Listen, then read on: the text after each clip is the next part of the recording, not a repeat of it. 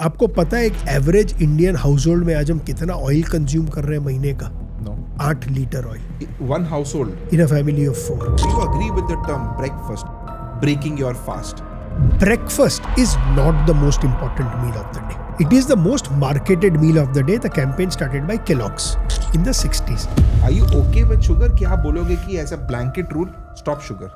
तो आज इंडिया में 46 करोड़ प्री और डायबिटिक है. ये तो वो जो टेस्ट करा रहे हैं. Wow. जो अनटेस्टेड है उसको तो पता भी नहीं है कि जैसे आपका वेट लॉस होगा ना, आपके ब्रेन को डेंजर लगेगा. Roti better है, rice better. There's a lot of debate online on this. How would you answer this? अगर आप बड़े पले बड़े हुए हो राइस ईटिंग प्लेस में, तो it doesn't matter how good we it is, you must eat rice.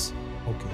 Because if it doesn't suit your gut, वो गट उसको एक्सक्लूड कर देगा, निकाल देगा.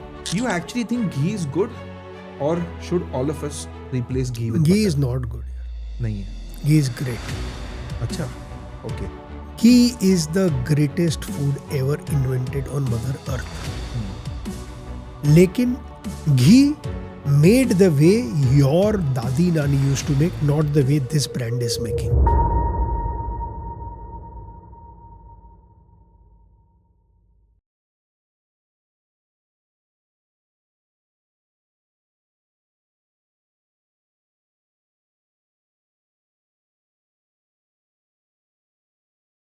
Hello everyone, welcome to one more episode of this podcast which is Detox with Dr. Kapil. आप believe नहीं करोगे, ये वाला जो एपिसोड है ये 6-8 महीने से इन द प्लानिंग था. अनफॉर्चुनेटली कुछ ना कुछ होते गया, but I am so happy that mister Prashant Desai, the one and only, is a guest on this podcast. अभी मिस्टर देसाई जो है ये हेल्थ को लेके बहुत ही सीरियस है. Not only is he one of the best health educators in our country, but he talks about a lot of verticals. आप nutrition बोलो, आप स्लीप बोलो, आप सेक्सुअल हेल्थ बोलो, बहुत सारी चीजें हैं. लेकिन आज मैंने उनको रिक्वेस्ट किया कि मुझे बस एक वर्टिकल के बारे में बात करना है, एंड दैट इज न्यूट्रिशन. और मुझे ये पॉडकास्ट के द्वारा ऐसा मैसेज पहुंचाना है that a person on the street watches this podcast and understands what is nutrition, protein, carbohydrate, fats, ये सब क्या है, क्यों जरूरी है, और डे टू डे हम जो खाते हैं, जो पीते हैं, इसमें से क्या सही है, क्या गलत है मेटाबॉलिक हेल्थ के लिए. So if you are interested in metabolic health, please watch this podcast. Hello everyone, welcome to detox with doctor Kapil. आज मेरे लिए बहुत ही बड़ा दिन है because I have got the one and only mister Prashant Desai sir on this podcast. Thank you so much sir, आप agree किए ये पॉडकास्ट में आने के लिए. No, thank you, Dr. Kapil. We had agreed long back, but something or the other kept preventing me from coming. But it's my honor, my privilege to be Well, here. you are busy and India loves it that you are busy because आप India के लिए content कर रहे हो, वही आपका सबसे खास बात है सर. सर मैं ना आपका विकिपीडिया में पढ़ रहा था आपके बारे में. आप एवरस्टोन में थे, you were an author. Sir ये ब्रांच से आपका total shift into health as a health educator, ये कैसे हुआ sir? So we were talking about बात कर रहे थे कि मैं बिजी रहता हूँ. मैं बिजी नहीं रहता हूँ, बट क्या है, मेरा फुल टाइम जॉब है. मैं 9 to 6 आज भी काम करता हूँ. एवरस्टोन करके एक प्राइवेट इक्विटी फर्म है, उसमें ये जो मैं सोशल मीडिया में हेल्थ के बारे में एडुकेट कर रहा हूँ, अवेयरनेस स्प्रेड कर रहा हूँ, ये एक पर्सनल पैशन है. एंड इसकी जर्नी हुई थी शुरू 2014 में. 2014 में मैंने अपने बेस्ट फ्रेंड, मेरे फ्रेंड को खो दिया. वो सिर्फ 35 साल का था. एंड कहीं ना कहीं वो ट्रिगर हो गया कि अब मुझे लंबा जीना है मेरी दोनों बेटियों के लिए, मेरी भी और उसकी दोनों बेटियों के लिए. एंड तब से वो जर्नी शुरू हुई. मैं ऐसे तो चार्टर्ड अकाउंटेंट हूँ, तो ये समझ में आ गया कि मुझे अब हेल्दियर रहना है लंबा जीने के लिए. लेकिन ये नहीं पता था कैसे. लेकिन मुझे पढ़ने का बहुत शौक था. I was very fond of reading books. So your first reference point is to start reading books on that subject, and it was very simple. I wanted to know why we die, because if you want to live longer, your strategy is very simple: don't die early. Correct, obviously, yes. But समझना तो है मरना कैसे है, क्योंकि मेरी पूरी जिंदगी बीती है इक्विटी मार्केट, स्टॉक मार्केट्स में एज इक्विटी रिसर्च एनालिस्ट एक टाइम पे. तो सबसे पहले इंश्योरेंस कंपनी में गया, उनका एक्चुअरियल डेटा निकाला कि हम इंडियंस मरते कैसे हैं. एंड वो डेटा देखा तो समझ में आया, okay, 26% Indians die because of heart attack and stroke. After that, the second biggest reason for death in India is organ failures. Then comes cancer, but cancer is the fastest growing disease. Then comes Alzheimer's. Older people में जाओ तो fall is a very big reason. तो okay, अगर मेरे को heart attack से नहीं मरना है तो क्या करना होगा? तो पहले हार्ट अटैक को समझो. तो फिर यूएस गया, साइंटिस्टों से मिला, कार्डियोलॉजिस्ट से मिला जो प्रिवेंटिव हार्ट अटैक की दुनिया के हैं. उनसे समझा ये प्रोसेस ऑफ एथेरोस्क्लेरोसिस होता कैसे है. बिकॉज हम लोग सबको तो यही सिखाया गया था, there is something called as a good cholesterol and bad cholesterol. फिर समझ में आया there is no such thing as good और bad cholesterol. All cholesterol is only good. It is the transportation of cholesterol that starts the process of atherosclerosis. तो वैसे वो समझा. 2022 मेरा पूरा साल डेडिकेटेड था कैंसर को समझने के लिए. कैंसर की दुनिया के सबसे बड़े एडुकेटर है डॉक्टर सिद्धार्थ मुखर्जी. उन्होंने ब्रिलियंट किताब लिखी है कैंसर के ऊपर, जिसमें उनको पुलिट्जर भी मिला था, द एम्परर ऑफ ऑल मैलेडीज. तो उनसे मिला, उनसे कैंसर की हिस्ट्री के बारे में समझा, कैंसर को समझने की कोशिश की, फिर कैंसर को प्रिवेंट कैसे करते हैं वो समझने की कोशिश की. ऐसे कर करके ईच डिजीज़ को पकड़ा एंड समझने की कोशिश की. वहाँ से एक यूरेका मोमेंट आया, समझ में आ रहे ये सारे डिजीज़ के पीछे तो सिर्फ 4 ही एक्सेलरेटर्स है. हम लोग इतनी मगजमारी कर रहे हैं. एक है डायबिटीज़, दूसरा है ओबेसिटी, फिर है हाइपरटेंशन और आपका लिपिड डिसफंक्शन. तो फिर ये समझने की कोशिश की भाई ये डायबिटीज़ होता कैसे. तो उसको समझने के लिए वापस यूएस गया.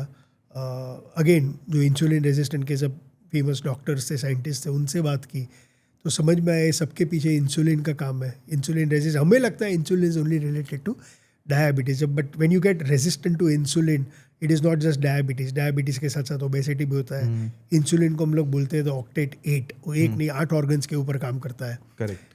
तो वैसे शुरुआत हुई और 2014 से आज 12 साल है. अभी भी जर्नी शुरू है. Every day is a new day, you learn something new because the science is also evolving. True. अगर आप वो पर्सपेक्टिव से डॉक्टर कपिल देखेंगे तो ये बहुत इंटरेस्टिंग है. साइंस हमारी लाइफ में 100-200 साल पुराना है. हम वर्ल्ड में आए थे 3,20,000 साल पहले.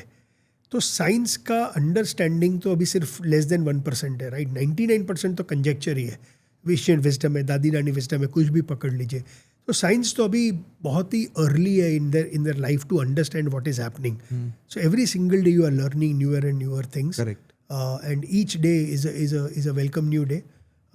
Some days are very, very interesting. Your old belief gets completely challenged. New data comes up, new evidence comes up, and then you have to change your mindset because of that. So yeah, that's how my journey began. But it is brilliant to know because you have put in yourself so much of research work. And the best part, sir, मुझे जो आपके बारे में लगता है कि you are it's not that you are restricting the knowledge to yourself. You are putting it out so that people will benefit from what you have learned, which is the best part. That Dr. Kapil took time. So मैंने 2014 में शुरू किया. मैंने पहला piece of content health के ऊपर शायद 2022 या 23 में डाला होगा. पहला 3-4 साल तो मैं सिर्फ समझ और सीख रहा था.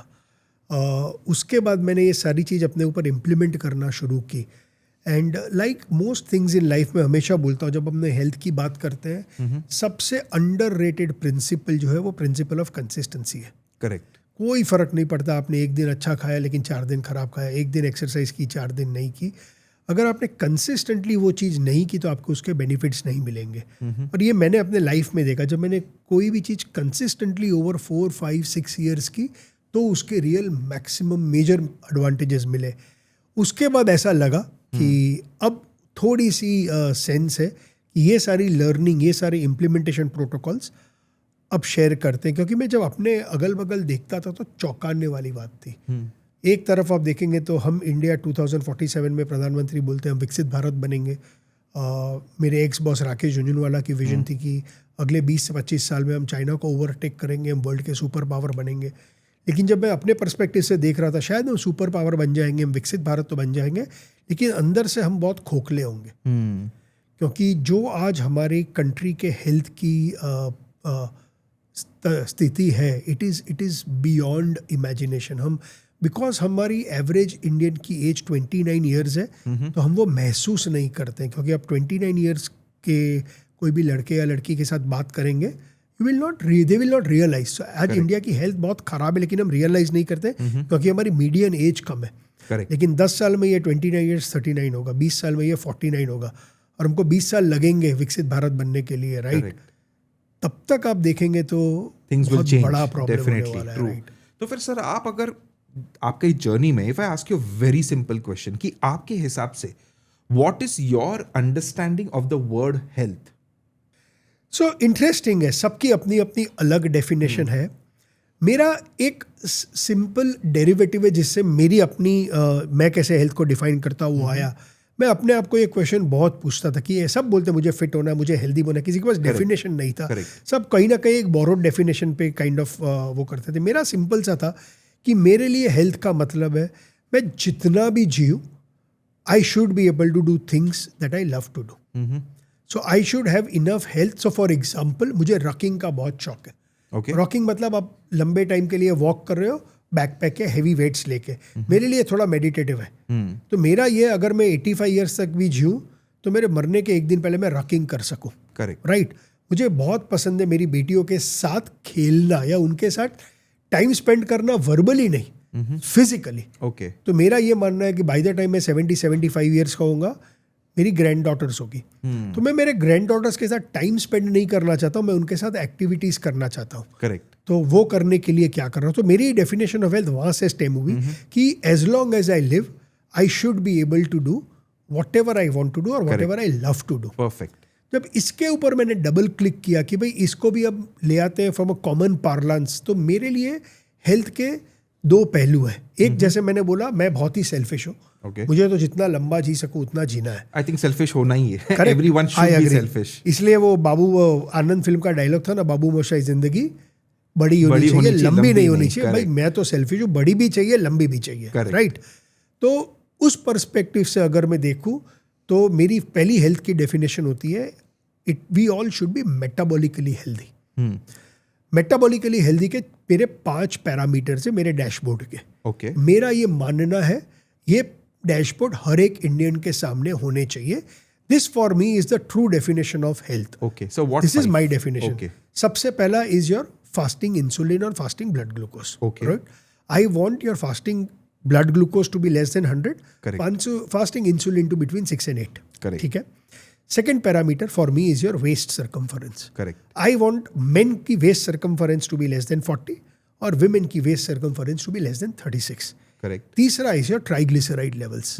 Triglyceride is a fancy word of how much fat is circulating in your bloodstream. So this should be less than 100 mg per deciliter. Okay. चौथा is blood pressure. Okay. Right? I definitely want every Indian का blood pressure to be 120 over 80. Correct. Lot of people don't understand. Even a 5 mmHg increase in blood pressure has far reaching consequences. Blood pressure का और एक बहुत बड़ा problem है, ये silent है. अगर मेरे को हाई ब्लड प्रेशर होगा, आप डॉक्टर, आपको वहाँ से पता नहीं चलेगा. कॉन्वर्सली ट्रू, मुझे नहीं पता चलेगा. और वो साइलेंटली जो अंदर में तहलका मचा रहा है हमारे ब्लड प्रेशर, हमारे आर्टरीज के ऊपर, किसी को नहीं पता है. तो चौथा parameter is you should have normal blood pressure. I don't want hypertension. And fifth again has something to do with the lipid profile. But मैं फोकस करता हूँ एचडीएल कोलेस्ट्रॉल के ऊपर.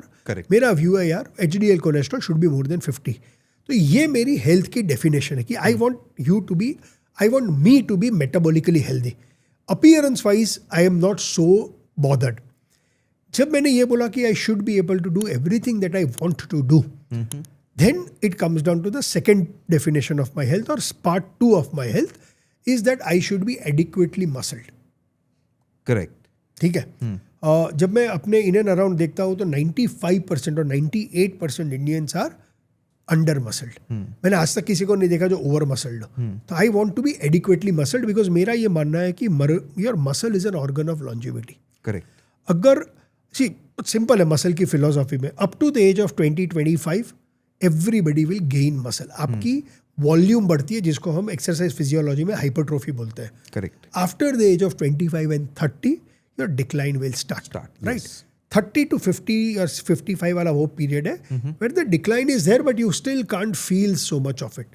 For men after the age of 60-65 the decline is precipitous. Correct. For women it is after 50. Yeah. Because they will hit menopause. The moment they hit menopause, bone mineral density will suffer.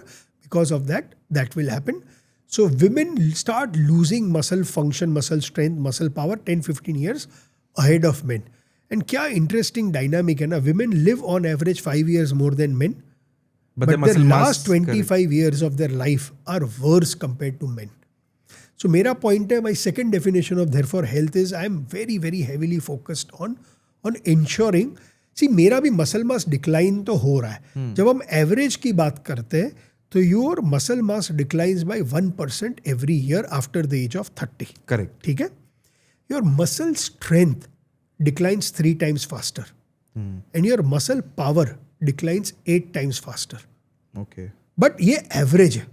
There are people who are above average, there are people who are below average. That is an individual choice. Now it is up to you how much you want to slow down that decline. The faster you can slow down this decline, जितना कम आपका muscle strength और muscle power की decline होगी, उतने लंबे समय तक आप अपनी एक्टिविटीज कर पाओगे. Okay. So for me, these are the two definitions: metabolic health and are you under muscled or adequately muscled. Sir आपने जो डेफिनेशन जो बताया सर, स्पेशली जो मसल स्ट्रेंथ और मसल पावर के बारे में, absolutely bang on sir, and there couldn't be a simpler and a better explanation. Specially females के बारे में आप जो बता रहे थे, लास्ट जो 20-25 साल उनका क्वालिटी बहुत गिरता है, कहाँ ना कहाँ पता नहीं सर, मुझे ऐसा लगता है, मेरा मानना है कि we men are also to blame for this. यार मेरा दूसरा मानना है, men are the only people to be blamed for Correct. it, because the world of medicine, the world of science Yes. has been very very क्या बोलते हो, partial towards main. Correct, right. Finally अब जाके change हुआ है कि अब आप NIH की जो फंडिंग होती है US में, if in that study 50% of your population is not women, you will not get the grant. Excellent. Start तो हुई है. Correct. But as I said, because हम लोग ने विमेन को इतने समय तक हम लोग ने उनके ऊपर ये किया है, अत्याचार किया, आप समझ लो. आई थिंक हमारी even more responsibilities that we now start giving them a seat on the table when it comes to health. Always that is एकदम ही recommended so that unbiased हो जाए. एंड सीरियसली जो सर बता रहे, बहुत सारी स्टडीज ऐसा है जो हम मेडिसिन में पढ़ते हैं जहाँ पे the subject are only men and we somehow extrapolate this data towards women. So अब जैसा आप बोल रहे हो, yes things are improving, it will take time. And specially मैं एक पल्मोलॉजिस्ट हूँ, पल्मोनरी मेडिसिन में I am very happy to say that almost 50% pulmonologist अभी फिलहाल are women. So it's a good thing. Absolutely. I want this ratio to improve, in fact. Of course. And we want more women, even surgeons, to take over. That is where we will start talking about equality. Sir एक चीज़ है sir, मैं health से, आपने सबसे पहले जो बोला metabolic health, उससे सर मेरे मन में एक सवाल है, and I want to focus on that one aspect in this podcast, that is nutrition. I love the way you tackle nutrition, sir. So suppose there is a simple guy on the street जो आज ये शायद से podcast देख रहा है. अब उसको समझना है कि न्यूट्रिशन, ये शब्द का मीनिंग क्या है. सबसे पहला मेरा सवाल आपसे ये है. Second, if you see in the last decade, 2 decades, we have a lot of this concept of calories and protein का. I'm sure 2-3 generations no one even bothered about this. Is it really required? Are we going overboard? Or should we have very basic knowledge and understanding about proteins and carbs and fats? ये मेरा आपसे सवाल है. Great. तो दोनों question को differently answer करने की ट्राई करूंगा. पहले न्यूट्रिशन को समझते हैं. पहले एक बहुत कॉमन सेंस चीज सबको समझनी चाहिए कि प्रकृति, मदर नेचर ने हम ह्यूमंस को ये एबिलिटी नहीं दी है कि हम अपना खाना खुद बनाएं. करेक्ट. राइट. हम लोग नहीं बना सकते. इसलिए हम लोग डिपेंडेंट हैं ऑन दोज पीपल जो खाना बनाते हैं, वो है प्लांट्स. राइट. तो प्लांट्स को मदर नेचर ने वो गिफ्ट दी है कि वो through sunlight, through water, through soil वो अपना खाना खुद बना सकते हैं. बायोलॉजी की बुक्स में हमने फर्स्ट चैप्टर में पढ़ा था फोटोसिंथेसिस. राइट. तो हमको एक न्यूट्रिशन या खाना मिलता है प्लांट्स से. लेकिन हमें खाना क्यों चाहिए? तो हम खाते हैं 3 वजह से. सबसे पहला, हम खाते हैं फॉर एनर्जी. जब से आप बॉर्न हुए हो या जब आप अपने मदर के वूम्ब में थे, जब फीटस थे, तब से उसकी ग्रोथ के लिए आपको एनर्जी की ज़रूरत पड़ती थी. आपको कोई भी चीज़ करने के लिए एनर्जी की ज़रूरत पड़ती है. राइट. ये एनर्जी आती कहाँ से? ये एनर्जी आती है खाने में से. खाने के अंदर में होता है केमिकल एनर्जी. राइट. ये केमिकल एनर्जी को जब हम खाते, हमारे बॉडी के अंदर, हमारा body is made up of almost 37 to 40 trillion cells. Cell के अंदर में होता है माइटोकॉन्ड्रिया. माइटोकॉन्ड्रिया को बोलते हैं power house of the cell, जिसके अंदर में एनर्जी का प्रोडक्शन होता है. तो ये केमिकल एनर्जी जो खाने में बंद है, जब हम खाते हैं ये जाती है हमारे माइटोकॉन्ड्रिया में, और हमारी माइटोकॉन्ड्रिया इसको कन्वर्ट करती है इनटू ATP, इसको हम एनर्जी बोलते हैं. तो ये कन्वर्ट हो जाती है इनटू इलेक्ट्रिकल एनर्जी. ये इलेक्ट्रिकल एनर्जी हमें चाहिए for anything that we want to do. If your heart wants to beat, it needs energy. I am talking, I need energy. Correct. All that energy, what I need is the first role for nutrition or to eat. Correct. ये है पहला function. Yes. दूसरी वजह हम खाते हैं is for digestion. हम जो भी खा रहे हैं उसमें से ये सारा जो भी उसमें प्रॉपर्टीज है, जो भी केमिकल्स है, उसको एक्सट्रैक्ट करने के लिए, विटामिन्स, मिनरल्स, उसके लिए एक एनर्जी की ज़रूरत पड़ती है आपके डाइजेशन के लिए. तो दूसरी रीज़न हम खाते हैं डाइजेशन के लिए.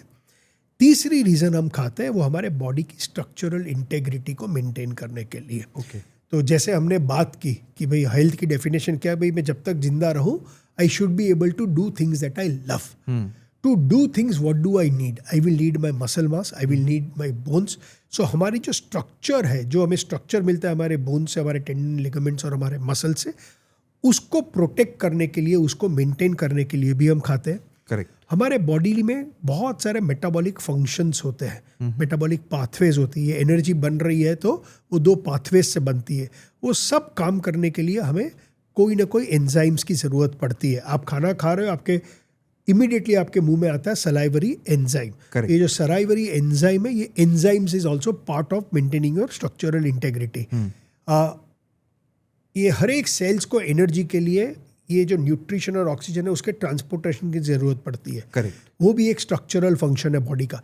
तो आपके सारे स्ट्रक्चरल फंक्शन मेंटेन करने के लिए भी आपको खाने की ज़रूरत पड़ती है.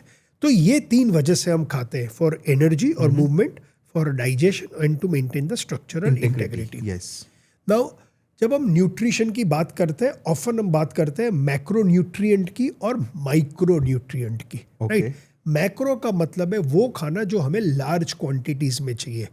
मतलब हमको उसका ग्राम्स में रिक्वायरमेंट है दिन के लिए. राइट. तो जब हम मैक्रो न्यूट्रिएंट की बात करते हैं तो 3 मैक्रो न्यूट्रिएंट आते हैं. सबसे पहला मैक्रो न्यूट्रिएंट आता है कार्बोहाइड्रेट, फिर आता है फैट और फिर आता है प्रोटीन. ओके. जब हमने बात की हम खाते एनर्जी के लिए, तो आपके कार्बोहाइड्रेट और फैट का प्राइमरी रोल है आपके पहले रिक्वायरमेंट के लिए, विच इज एनर्जी के लिए. आपकी ब्रेन फॉर एग्जांपल जो सबसे मोस्ट एक्टिव मेटाबॉलिक ऑर्गन है, वो सिर्फ कार्बोहाइड्रेट या ग्लूकोज पे चलती है. Correct. वो फैट्स पे नहीं चल सकती है. Correct. तो कार्बोहाइड्रेट का वो एक क्रिटिकल रोल है. फैट और कार्बोहाइड्रेट दोनों हमारी बॉडी यूज कर सकती है एज एनर्जी. जब ये एनर्जी के स्टोरेज की हम बात करते हैं, वहाँ डिसप्रोपोर्शनेट रोल आता है फैट्स का. ओके. लेकिन क्यों हमें एनर्जी स्टोर करनी चाहिए? आपको हमने बात कर रही थी कि 3,20,000 साल पहले हम धरती पे आए. आज तो आप हर जगह चले जाओ, आपको खाना दिखेगा. यस. उस टाइम में नहीं था. Correct. उस टाइम आपको आज मील मिला, फिर नेक्स्ट खाना आपको पता नहीं है कब मिलेगा. उस टाइम विंटर्स भी बहुत हार्श थे, समर्स भी बहुत हार्श थी. तो जब भी हमारे पूर्वजों को खाना मिलता था वो बहुत ज़्यादा खाना खा लेते थे, ताकि जब खाना नहीं मिले तो ये खाना को वो यूज़ कर सके. लेकिन वो यूज़ करने के लिए बॉडी को इसको स्टोर करना पड़ता था. Correct. जब हम स्टोरेज की बात करते हैं तो स्टोरेज बॉडी का प्रेफर्ड मीडियम है फैट. करेक्ट. अब क्यों? ओके. जब हम कार्बोहाइड्रेट स्टोरेज की बात करते हैं, इसको हम ग्लूकोज को स्टोर कर सकते हैं एज ग्लाइकोजन. राइट.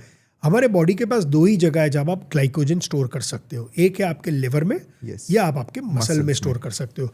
लिवर की अप्रोक्सीमेट कैपेसिटी है 100 ग्राम की, मसल्स की कैपेसिटी है 400 ग्राम की. तो आप पूरे बॉडी में सिर्फ 500 ग्राम ग्लूकोज स्टोर कर सकते हो. 500 ग्राम ग्लूकोज मतलब एक ग्राम ग्लूकोज में 4 कैलोरीज होती है. मतलब 2000 कैलोरी. ओके.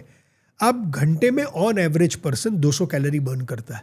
ओके. ठीक है. इसका मतलब हो गया और 200 बर्न करता है. मतलब आप अगर आपका पूरा स्टोरेज सिर्फ ग्लूकोज पे डिपेंडेंट है तो आप 10 घंटे में मर जाओगे. करेक्ट. राइट. करेक्ट. नाउ अगर आप फैट की बात करते हो तो बॉडी को चाहिए था एक बहुत ही efficient way to store energy. Correct. तो चाहे आप कार्बोहाइड्रेट खा रहे हैं या आप फैट खा रहे हैं, इसकी जो एक्सेस एनर्जी है ये आपके बॉडी में जाके कन्वर्ट होगी as fat, as triglycerides. Correct. क्यों? जब आप कार्बोहाइड्रेट को स्टोर करते हो, for every molecule of carbohydrate you will need 3 to 4 molecules of water. तो अगर मैं 1 ग्राम ग्लाइकोजन स्टोर करता हूं तो मुझे 4 ग्राम उसके साथ वाटर चाहिए उसको स्टोर करने के लिए. करेक्ट. तो मतलब ये जो 500 ग्राम मेरे को रखनी है उसके लिए मुझे 2 किलो चाहिएगा पानी. तो अगर मेरे को इतना ज़्यादा एक्सेस एनर्जी अगर बॉडी में एज कार्बोहाइड्रेट स्टोर करना होता तो मैं बहुत ज़्यादा मोटा हो जाता, उतनी ज़्यादा जगह चाहिए होती फिजिकली। करेक्ट। जब हम फैट की बात करते हैं, फैट हाइड्रोफोबिक है। आपने देखा पानी में आप तेल या घी डालो वो नीचे नहीं जाता है, फ्लोट होगा, क्यों? करेक्ट। तो वाटर में डिसॉल्व नहीं होता है। इसको मदर नेचर ने यूज किया कि आपका जो एक्सेस खाना है मैं इसको कन्वर्ट कर दूंगा फैट में, आपको पानी की जरूरत नहीं पड़ेगी इसको स्टोर करने के लिए। Got it. तो आपका मैक्सिमम कैलोरी स्टोर हो जाती है एज फैट। ओके, तो फैट के 1 ग्राम के अंदर में 9 कैलोरीज। ओके, तो एक आपको जगह छोटी चाहिए और उस छोटी जगह में मोर आउटपुट। 1 कैलोरी में आप 1 ग्राम में आप 9 कैलोरी स्टोर करते हो। तो फैट का एक बहुत यूनिक रोल है सर्वाइवल के पर्सपेक्टिव से। अगर मैं आपको पूछूं गिनीज वर्ल्ड रिकॉर्ड में the person who has remained hungriest is a person who remained hungry for 382 days. My God, यार पे हमसे तो 3 घंटा होता नहीं, Right? 382 days Guinness book of का वर्ल्ड रिकॉर्ड है। इन 1 year this person lost 125 kgs. Wow. Okay, but if you look at it from the other perspective, 1 साल में उसने 125 kg फैट को बर्न किया। मतलब वो जिंदा रहने के लिए वो स्टोर्ड फैट था, बॉडी ने उसको यूज किया एज एनर्जी, वो सर्वाइव किया। तो सर्वाइवल के लिए फैट का बहुत इंपॉर्टेंट रोल है और फैट थोड़ा सा रोल प्ले करता है हमारी स्ट्रक्चरल इंटेग्रिटी के लिए। जब हम बॉडी के कोर स्ट्रक्चरल इंटेग्रिटी की बात करते हैं उसका पूरा रोल प्ले करता है हमारे प्रोटीन्स। तो दोनों तरफ से देख सकते हैं कि भाई अगर आप आज से 50-100 साल पहले चले जाए, मॉम दादी नानी, उनको ये नहीं पता था कार्ब क्या है, फैट क्या है, प्रोटीन क्या है। एंशिएंट विजडम के थ्रू वो चलते थे। और मेरे को ये बहुत जन पूछते हैं कि ये सब एक्सेस है क्या, कैलोरीज को समझना चाहिए, कार्ब क्या है, फैट क्या है, प्रोटीन क्या है। इसे पर्सनल चॉइस है। इट्स लाइक सेइंग क्या आप यहाँ से फॉर एग्जांपल कैलकाटा पैदल नहीं जा सकते? जा सकते हैं, पर्सनल चॉइस है। फिर आप गाड़ी क्यों चूज करते हो? करेक्ट। साइंस ने आपको एक एडवांटेज दिया है, एक मशीन दी है जिसके थ्रू आप वो डिस्टेंस को शॉर्ट पीरियड में कवर कर सकते हो। चॉइस आपकी है। Fact of the matter is science नहीं चेंज होने वाला है। साइंस क्या है कि भाई हमें एनर्जी, कुछ भी करने के लिए एनर्जी चाहिए। वो कुदरत ने हमें वो कैपेबिलिटी नहीं दी है एनर्जी बनाने के लिए, तो हमको खाने में से ही चाहिए। वो खाने में जब आप एनर्जी की बात करते हैं, आपको कार्ब से मिल सकेगी, फैट से मिल सकेगी और आपको प्रोटीन से मिल सकेगी। चॉइस आपका है, आपको ये समझना है ये क्या है, और आपको ये भी समझना है कि ये ज़्यादा खाने से क्या होता है या कम खाने से बॉडी में क्या होता है। उसके लिए तो साइंस ही हेल्प करेगा, दादी नानी तो नहीं कर पाएगी, क्योंकि दादी नानी को तब वो नॉलेज नहीं थी। अगेन चॉइस आपकी, आपको ये समझना है तो आप समझ सकते हो। मेरा पर्सनल ये मानना है जब कोई भी चीज़ आप रैशनैलिटी या लॉजिक के थ्रू समझते हैं, हायर चांसेस है आपकी बिलीफ के चेंज होने का। अगर, और मेरा ये बहुत बड़ा मानना है कि all behaviour is belief driven. अगर मैंने आपकी बिलीफ चेंज कर दी regarding any of this macronutrient, आपका बिहेवियर चेंज कर लोगे। अगर बिलीफ नहीं चेंज हुई, अभी भी आपको लगता है कि ये खाना अच्छा है, ये खाना बुरा है, क्योंकि आपकी बिलीफ नहीं चेंज हुई, आपका बिहेवियर चेंज नहीं होगा। तो मैं तो हमेशा बोलता हूँ, और मेरी पूरी लर्निंग साइंस के थ्रू है। मैं कभी आपको नहीं देखेंगे मैं आयुर्वेदा की बात करता हूँ, आयुर्वेदा साइंस की बात करता हूँ, बिकॉज मेरे पास उसकी नॉलेज नहीं है। जब मैं बात करता हूँ, I only talk through the lens of science. So मेरे लिए it has played a very big role in understanding and in building my health. For some people they may not require it, it is a personal choice. I am nobody to force them. Okay, understood. But then sir, lovely way to explain कितना है, और आपने जो ending में जो वो भी बताया कि इट्स अ पर्सनल चॉइस। सी, लोगों के ऊपर है, समझना है, कैसे समझना है, यूज कैसे करना है, and how the background you gave that you have completely studied all of this. So it is a science for you, or you have basically used it in your own life. Now, sir, what I would want to do is, एक आम आदमी है, suppose I talk to you about his, let's say, day-to-day eating habits. क्या खाता है, क्या नहीं खाता है, कैसा क्या करके. You tell me कि what is the best way to understand whether what he or she is eating is correct or not. Is that okay? So let's start from the timetable, सवेरे से लेके रात तक. ठीक है. उसके पहले एक चीज बोलना चाहूँगा, yes, कि जब हम ये डिसाइड करेंगे ये सही है या नहीं है, उनका ऑब्जेक्टिव डिफाइन करना जरूरी है। ओके, क्योंकि अगर आप मुझे इन आइसोलेशन बोलोगे तो मैं क्या आंसर दूं, करेक्ट, राइट? तो डीप डाउन समवेयर हमें ऑब्जेक्टिव को डिफाइन करना है। करेक्ट। अगर ये पॉडकास्ट के लिए ऑब्जेक्टिव है कि प्रशांत इसको उनकी मेटाबॉलिक हेल्थ के पैरामीटर से के पर्सपेक्टिव से आप आंसर करो तो मैं कर सकता हूँ। अगर आप बोलोगे इन जनरल आंसर करूँ तो मुझे वो आदमी पता नहीं है, वो आदमी पतला है, मोटा है, उसका ब्लड ग्लूकोज क्या है, मैं ये बता सकूंगा डिपेंडिंग ऑन आप मुझे जो पूछेंगे कि अगर ये वो कर रहा है तो इसके बेसिस पे इसका मेटाबॉलिक इम्पैक्ट क्या होगा उसके ऊपर। I think let's stick to that. Yeah, let's stick to that only. Metabolic health, metabolic parameters. And let's say I'm talking about a person who's not yet suffering from any disease. ठीक है, Till now, नसीब से things are going okay. Let's say this is a 40-year-old individual. ठीक है? So उनका day-to-day routine, I've got certain things मैं one by one शायद से आपको दिखाता रहूँगा। ठीक है। सबसे पहले start करते breakfast से. Forget the items. Do you agree with the term breakfast? You are breaking your fast. Is that something जो आप advocate करते हो कि a lot of people now are into intermittent fasting कि मुझे 16-18 घंटा कुछ नहीं खाना है, so breakfast skip कर दो. Do you agree with that? मैं आपको बताता हूँ, जैसे आपने बोला इंटरमिटेंट फास्टिंग, आप इंटरमिटेंट फास्टिंग चलो आप 18 घंटा कर लो, 18 घंटे के बाद आप जो पहला निवाला मुंह में डालोगे you are breaking your fast. Correct. So जब हम कॉमन पार्लेंस की बात करते हैं, जो हम ब्रेकफास्ट को कन्वेंशनल वे में समझते हैं, मैं उसमें बिलीव नहीं करता। मैं ब्रेकिंग द फास्ट में बिलीव करता हूँ। और मैंने सोशल मीडिया पे मैं बहुत वोसिफरसली बोलता हूँ कि breakfast and breaking the fast are two separate things. Got it. ठीक है, okay. Breakfast is not the most important meal of the day. Yeah, we've been fed this concept that Right? it is the most important. It is the most marketed meal of the day. The campaign started by Kellogg's. Correct. In the 60s. Correct. Breaking the fast is the most important meal of the day. Why? Again, हर एक चीज के पीछे logic होनी चाहिए, right? Correct. तो जब आप suppose आपने रात को एग्जाम्पल देता हूँ 9 बजे डिनर किया और आप अपना ब्रेकफास्ट कर रहे से सुबह 8 बजे या 7 बजे वॉट एवर टाइम, आपका body over a period of that 8-10 hours भूखा रहा है, right? Yes. It is not fed. Correct. Okay, उसको एनर्जी का प्रॉब्लम नहीं है क्योंकि बॉडी में इनफ स्टोर्ड एनर्जी है। आपने वो गिनीज बुक वाले की भी एग्जाम्पल ली, तो बॉडी को एनर्जी के लिए आपको खाना नहीं देना है, लेकिन ये 10 घंटे में उसका कैटाबॉलिज्म शुरू हो गया। ओके, आपके बॉडी की जो स्ट्रक्चरल इंटेग्रिटी की मैं बात कर रहा था, ओके, वो उस 10 घंटे में उसको प्रोटेक्ट करने के लिए, आपके सारे मेटाबॉलिक फंक्शंस को करने के लिए आपके बॉडी को एमिनो एसिड्स की जरूरत थी। हमारे protein are nothing but different amino acids. Our protein is made of 20 amino acids, 11 are non essential जो बॉडी खुद बनाता है, 9 आर एसेंशियल जो हमें खाने में से चाहिए। जब बॉडी को वो 10 घंटे के लिए ये एमिनो एसिड्स नहीं मिले, एमिनो एसिड्स का आपके बॉडी के अंदर में एक ही रिजर्वॉयर है, वो है आपके मसल्स। Okay, right? तो आपका बॉडी उस मसल से वो एमिनो एसिड्स को निकालेगा वो 10 घंटे के लिए। ओके, तो आपका वो 10 घंटे में एक्सीलरेटेड मसल का ब्रेकडाउन चल रहा है।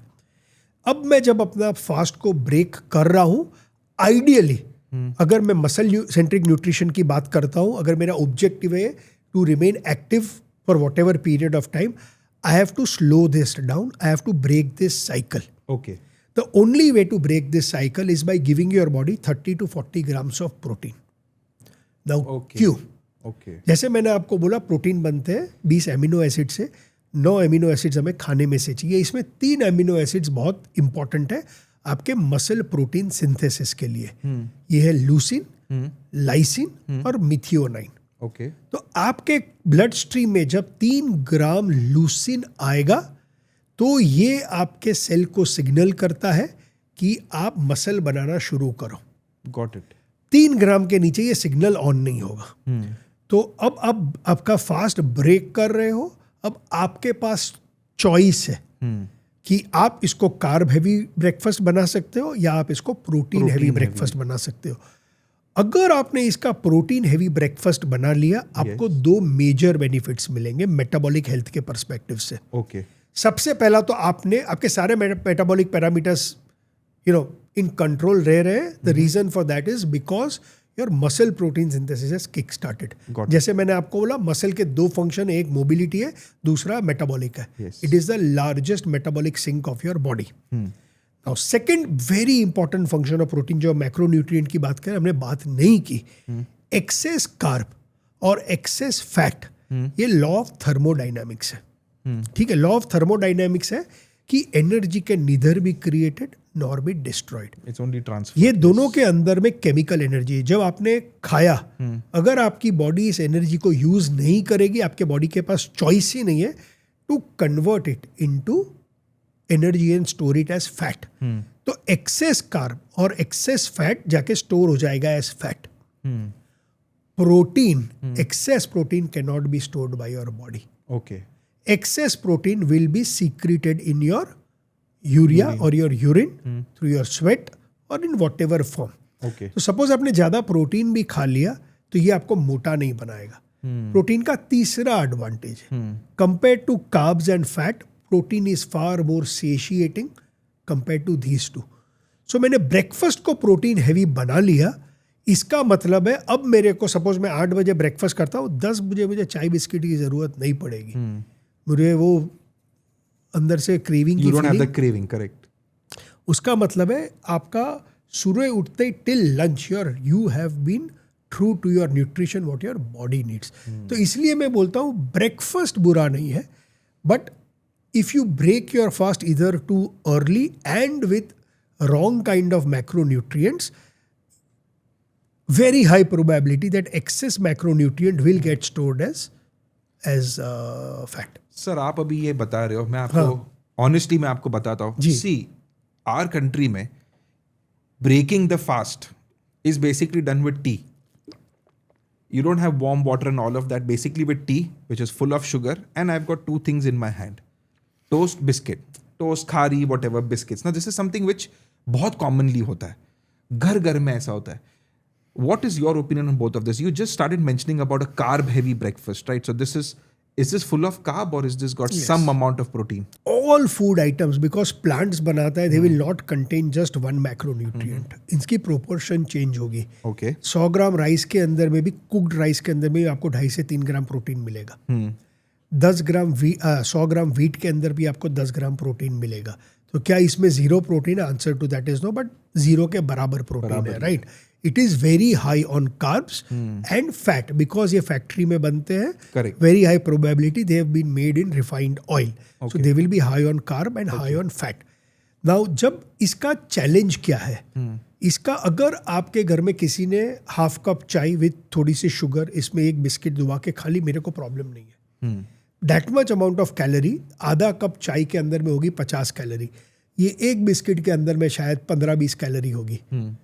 तो यार वो 30, 40, 50 कैलोरी आपकी लाइफ को नहीं बिगाड़ सकती है. करेक्ट. प्रॉब्लम ये होता है कि बहुत डिफिकल्ट है जब आपके पास वो चाय है और जब आप उस बिस्किट या टोस्ट या रस्क डाल के वो क्रंच जब आता है, बहुत डिफिकल्ट है to stop it one. Minimum 4 तो हो ही जाता है. दैट इज सो हम लोग न्यूट्रिशन की दुनिया में बहुत बहुत सिंपल प्रिंसिपल है कि context is key and dosage makes the poison.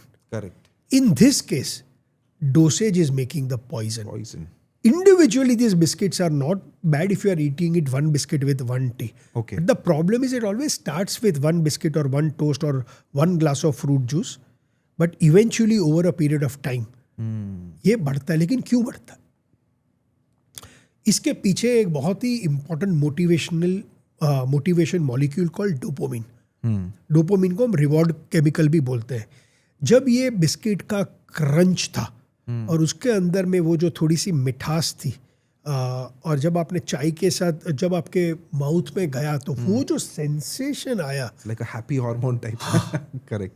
तो आपके ब्रेन ने डोपामिन रिलीज किया, तो आपका बेसलाइन डोपामिन बढ़ गया. अब एक बार ये बढ़ गया, अब आपका ब्रेन डोपामिन चेजिंग ऑर्गन है, तो नेक्स्ट डे बोलेगा यार वापस देना, और करो, वापस देना. Your brain is now getting used to one biscuit in half a cup of tea. तो वो बोलता है यार अब मुझे वो मज़ा नहीं आ रहा है एक बिस्किट में, तब एक को 2 बिस्किट करते हैं, फिर वो 2 का 4 बिस्किट होता है, फिर वो हैबिट बन जाता है. जब ये हैबिट बन जाता है तब ये प्रॉब्लम क्रिएट करता है. आई थिंक जैसे आपने बोला, it all starts with one and then becomes a habit, always, unfortunately. So whether it is a biscuit, whether it is a rusk, whether it is a cornflakes, whether it is this, it is a challenge. Okay. Structurally मेरा ये point है कि अगर आप सुबह उठते हो, if you can start your day with water is the best way. Okay. Immediately on waking up, and I tell you why.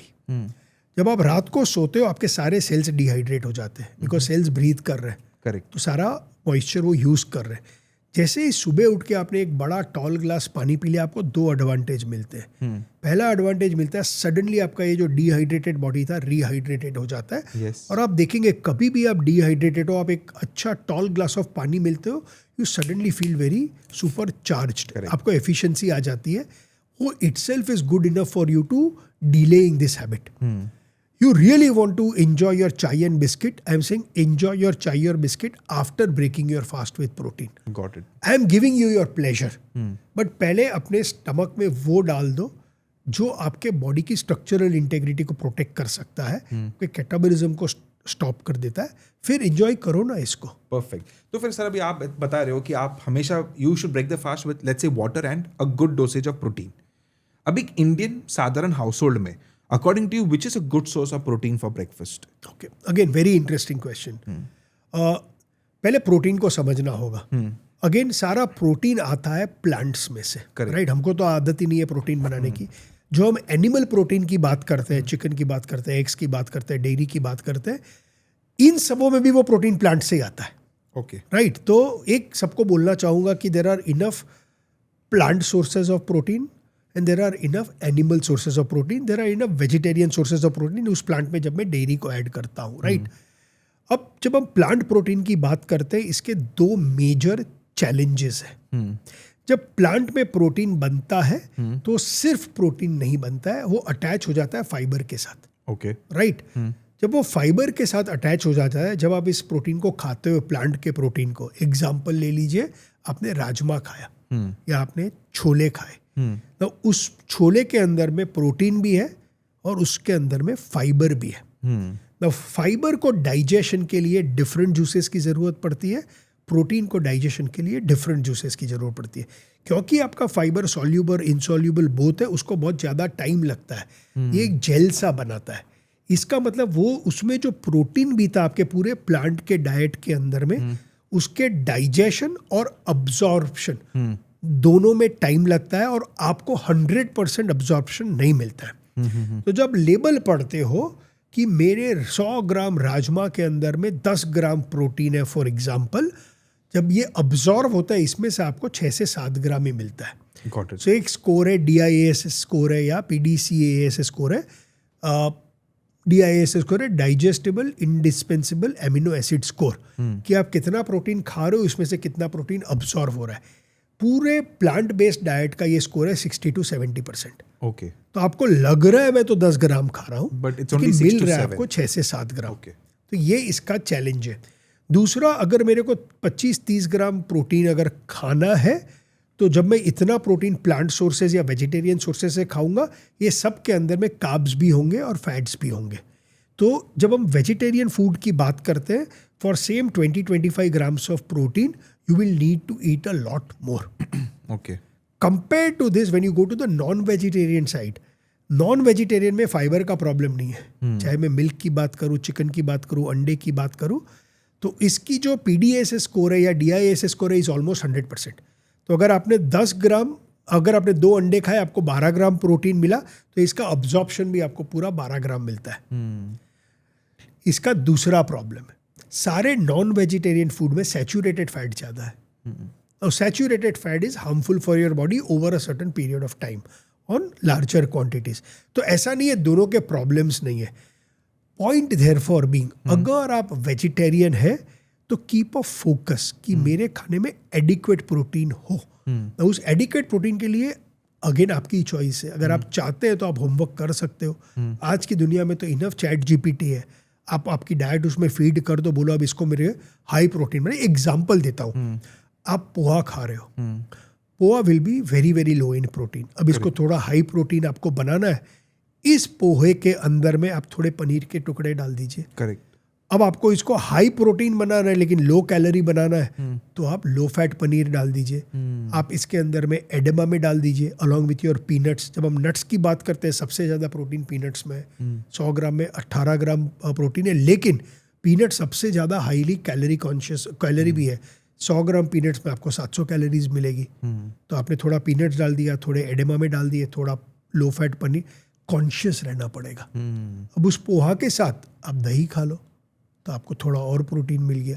तो आपको, अगर आप, वही मैं बोलता हूँ कि अगर आपकी बिलीफ बदली कि मुझे अपना फास्ट ब्रेक करना है with a high protein meal, आपका बिहेवियर बदलेगा। और इस बिहेवियर बदलने के लिए आप थोड़ी मेहनत करोगे। वो मेहनत करने के लिए आपको साइंस की ज़रूरत पड़ेगी। Exactly right. अगर आप नॉन वेजिटेरियन है तो आपके पास your very big sources eggs you can use, you can even take chicken also as enough protein. मेरा फेवरेट प्रोटीन है, मैं प्रोटीन शेक से अपनी दिन की शुरुआत करता हूँ। ओके पिछले 6 या 7 साल से मेरा ब्रेकफास्ट है 2 scoop of protein shake in 100 ml of और 200 ml ऑफ वाटर। ओके बहुत सिंपल है, ओके बहुत, एंड लॉजिक भी बहुत क्लियर है। 2 स्कूप मैं वे प्रोटीन लेता हूँ।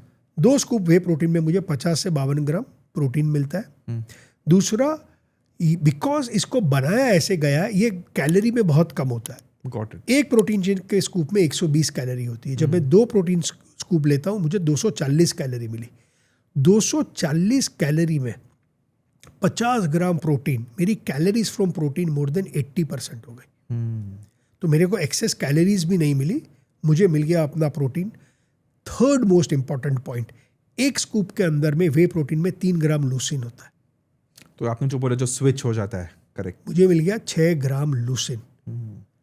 और बहुत डिफिकल्ट है 2 स्कूप अपने प्रोटीन शेक पी लिए in that glass of water और मिल्क, जो भी आपको यूज़ करना है, कि आपको 10 साढ़े 10 बजे भूख लगेगी। जब मैं इंडिया में प्रोबेबली इंडिया का सबसे बड़ा प्रोपोनेंट हूँ प्रोटीन शेक का, वे प्रोटीन शेक का। और जब भी मैं इसकी बात कर रहा हूँ सब बोलते हैं अरे ये तो प्रोसेस्ड है, फैक्ट्री में बनता है। ऐसे डचा, तेरा फ्रिज खोलते, ब्रेड है तेरे फ्रिज में, फैक्ट्री में बनती है। तेल है, फैक्ट्री में बनता है। बटर है, फैक्ट्री में बनता है। दही है, फैक्ट्री में बनता है। एग्जैक्टली। वहाँ तुझे कभी भी याद नहीं आता फैक्ट्री। कोई फ्रेंड्स आ रहा है, चिप्स मंगा रहे हो, फ्रूट जूस मंगा रहे हो, ये सब फैक्ट्री में बनता है। यहाँ फैक्ट्री का प्रॉब्लम नहीं है, लेकिन प्रोटीन शेक के बाद यहाँ तो फैक्ट्री में बनता है। Right, mindset unfortunately. Again context is key. Understood sir. अभी आप, I'm sorry, I'm just once again getting you back to the topic of tea. See, we all have these beverages with sugar. What is your thought process about the sugar? I'm talking about a 40-year-old man who has not had any diseases till now. Are you okay with sugar? क्या आप बोलोगे कि as a blanket rule, stop sugar? So यार, because आपने define किया वो 40 years का है, मेटाबॉलिकली हेल्दी है, I don't have a problem. Okay. But 92% Indians are metabolically unhealthy. यानी वो जो 5 पैरामीटर्स बोले थे मैंने, उसमें ऑलमोस्ट 50% का fasting blood glucose is out of whack. मैं जून 2023 का ICMR, उसने एक रिपोर्ट निकाला था इंडियन डायबिटीज एसोसिएशन के साथ मिलके। उनके रिपोर्ट के हिसाब से जब उन्होंने अमेरिकन डायबिटिक एसोसिएशन की जो डेफिनेशन थी वो ओवरले की, अगर उस टाइम में, ये 23 का रिपोर्ट है, अगर आप प्री डायबिटिक और डायबिटिक को मिलाओगे तो आज इंडिया में 46 करोड़ प्री और डायबिटिक है। ये तो वो जो टेस्ट करा रहे, वाओ, जो अनटेस्टेड है उसको तो पता भी नहीं है। राइट। तो अगर आप प्री डायबिटिक या डायबिटिक नहीं हो, I am very liberal with sugar, it doesn't matter, your pancreas are working, insulin is working. एक फास्टिंग इंसुलिन करा लो। बहुत बार ये होता है कि आप प्री डायबिटीज की तरफ बढ़ रहे हो, लेकिन आपको दिख नहीं रहा है क्योंकि आप खाली फास्टिंग ब्लड ग्लूकोज मेंटेन कर रहे हो। आपका फास्टिंग ब्लड ग्लूकोज अगर नॉर्मल रेंज में है, लेकिन आपका फास्टिंग इंसुलिन बहुत ज़्यादा है, you are already towards pre diabetes. But assuming is not there, I don't have a problem. Okay. But if you are that 88% of India और 90% of India, then I have a problem. Understood. So a lot of people, try to go past this by using jaggery instead of sugar. Do you think it's a good substitute? It's a healthier substitute? So मैंने एक LinkedIn के ऊपर post की कि sugar in the world has more names than Ganpati Bappa. Correct. Okay. Sugar, गुड़, honey, coconut sugar, palm sugar, सब same है। अंदर में तो शुगर है, बोलते अरे शुगर तो रिफाइंड है। हाँ भाई रिफाइंड है, बट ये रिफाइंडिंग प्रोसेस है भी, जो शुगर बनी ना वो भी फ्रूट से ही बनी है।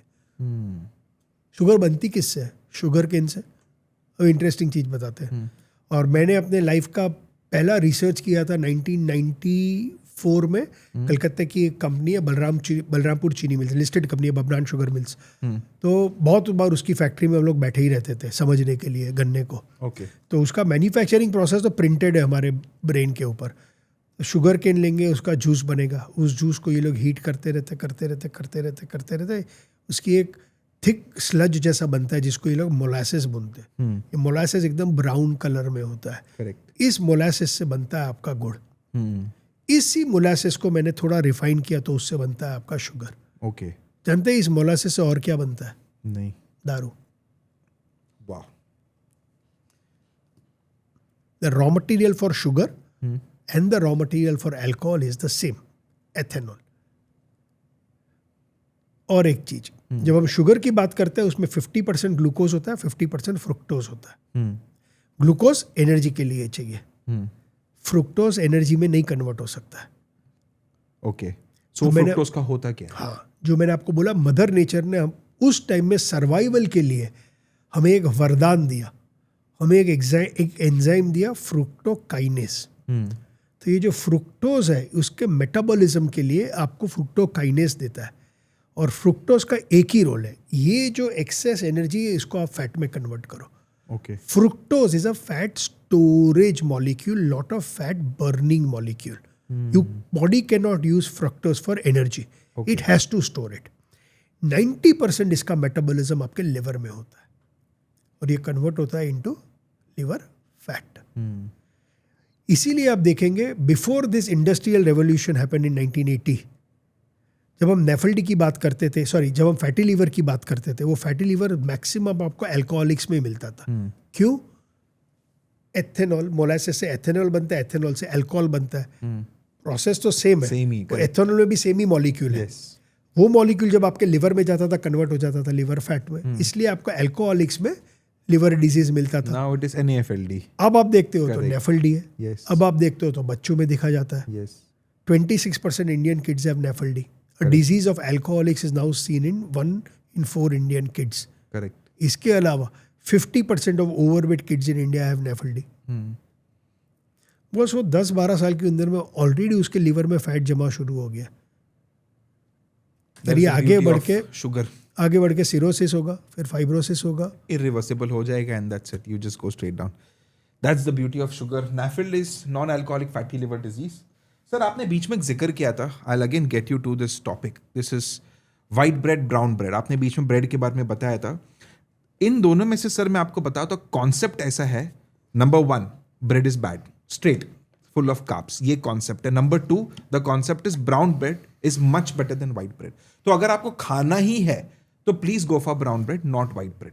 Would you agree with this concept? I don't agree with both that bread is bad. Okay. I will also not agree with the fact that brown bread is better than white bread. And I'll tell you why. Okay. Bread on its own is not bad. Excess bread is bad. Again, context is key. Dosage makes the poison. Okay. अगर doctor Kapil रोज breakfast में 1 piece toast खा रहा है, मेरे को कोई problem नहीं। But breakfast में 3-4 पीस टोस्ट खा रहा है, फिर शाम को एक सैंडविच खा रहा है, फिर लंच में 4 रोटी खा रहा है, फिर शाम को डिनर में इतना ज़्यादा राइस खा रहा है, cumulatively it is a problem. Okay, इसीलिए वाइट ब्रेड मैदा से बनती है। आपकी ब्राउन ब्रेड भी मेजॉरिटी इंग्रेडिएंट इसमें भी मैदा ही होता है। ये ब्राउन के लिए वो लोग कलर यूज़ करते हैं जो आपके किराने में ब्रेड मिलता है। अच्छा। इसका रियल था, जब ये रियल ब्राउन ब्रेड आई थी वर्ल्ड में, तब ये लोग वो एक्चुअल व्हीट के आटे से बनाते थे, तो इसमें थोड़ा फाइबर होता। व्हीट में से जब आप फाइबर निकाल देते हो तो वो मैदा बन जाता है, राइट? इसलिए वो वाइट बन जाता है। तो ओरिजिनली जो ब्रेड, ब्राउन ब्रेड आई थी, वो व्हीट ब्रेड से अच्छी थी। लेकिन आज जो कमर्शियली आपको मिलती है उसमें तो वही मैदा में वो लोग कलर मिलाते हैं आपको बेवकूफ़ बनाने के लिए, कि मिसलीड करने के लिए कि ये हेल्दियर है। क्या थोड़ी हेल्दियर है? 0.001% शायद होगी। How the hell does it matter? Which hardly matters, exactly. It hardly matters. But एक बड़ा पॉइंट इसमें मैं कंसिस्टेंटली क्यों बोलता हूँ, कॉन्टेक्स्ट इसकी, dosage makes the poison. Context तो हमने समझा, डोसेज भी समझना ज़रूरी है। क्यों ज़रूरी है? क्योंकि जब मैं इंडिया के दूसरे नहीं, पहले सबसे बड़े प्रॉब्लम की बात करता हूँ, जिसके बारे में हमारे प्राइम मिनिस्टर ने भी कंसर्न रेज की थी, मेरे हिसाब से इंडिया का सबसे बड़ा प्रॉब्लम डायबिटीज नहीं है, ओबेसिटी।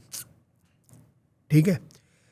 हम मोटे होते कैसे या क्यों होते, कभी सोचा है आपने? अब किसी को भी पूछो, आप बोलो मैं जेनेटिक्स है। जेनेटिक्स है, फालतू बात कर रहा है।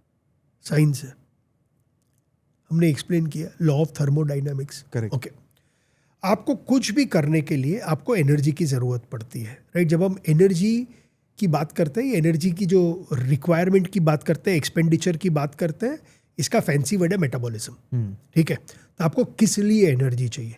सिर्फ जिंदा रहने के लिए, राइट? आपके हार्ट को बीट करने के लिए, लंग्स को ब्रीथ करने के लिए, आईसाइट में विजन के लिए, करेक्ट, सिर्फ बेसिक फंक्शनैलिटी के लिए। जब आप कोई मूवमेंट नहीं कर रहे हो, आपकी टोटल डेली रिक्वायरमेंट की 60% एनर्जी सिर्फ आपको जिंदा रहने के लिए चाहिए।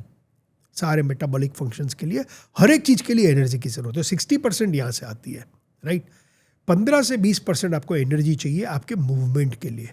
अभी मैं आपसे बात कर रहा हूँ, मेरे हैंड्स मूव कर रहे हैं, मैं लेग्स फिजिट कर रहा हूँ, कोई भी नॉर्मल मूवमेंट के लिए आपको 15 से 20% एनर्जी की ज़रूरत पड़ती है। करेक्ट। 60 हो गई आपकी आपको जिंदा रखने के लिए, ऑलमोस्ट 15 से 20% हो गई मूवमेंट के लिए।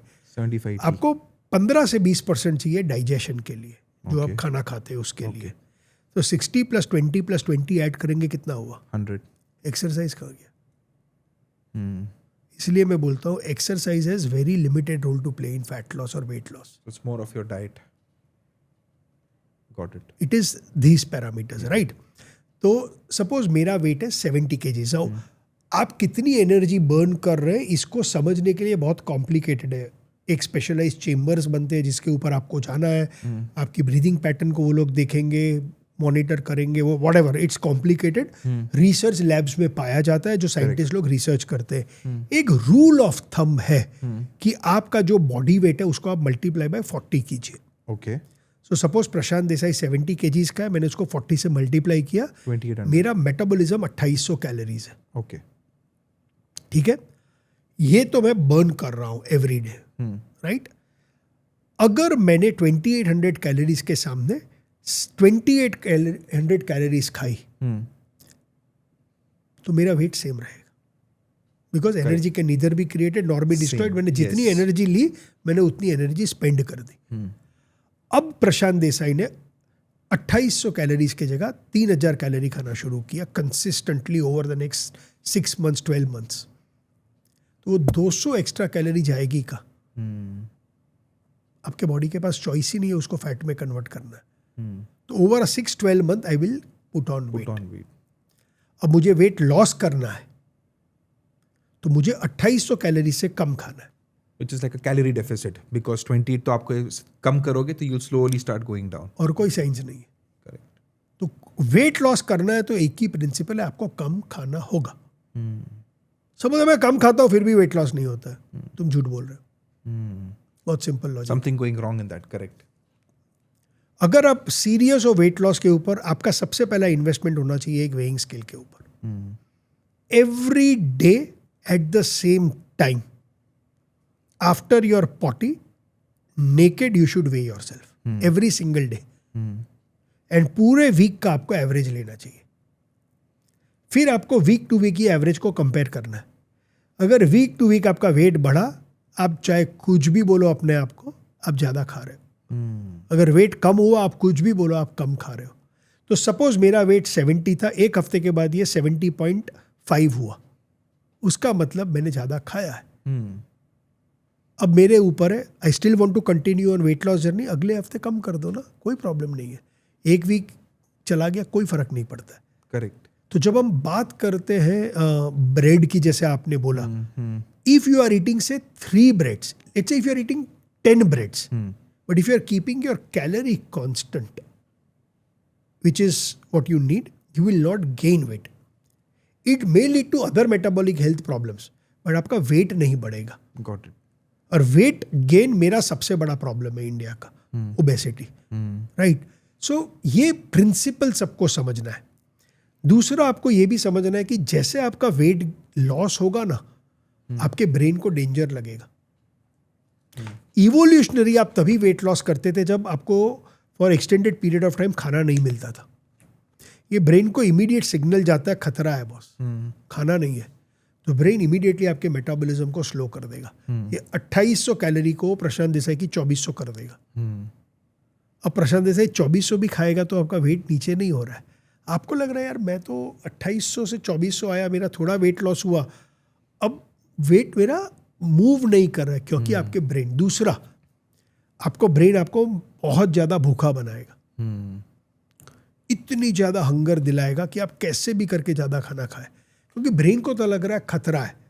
तो ब्रेन बोल रहा है प्रशांत तुमको जब भी नेक्स्ट खाना मिले ज़्यादा खा लो।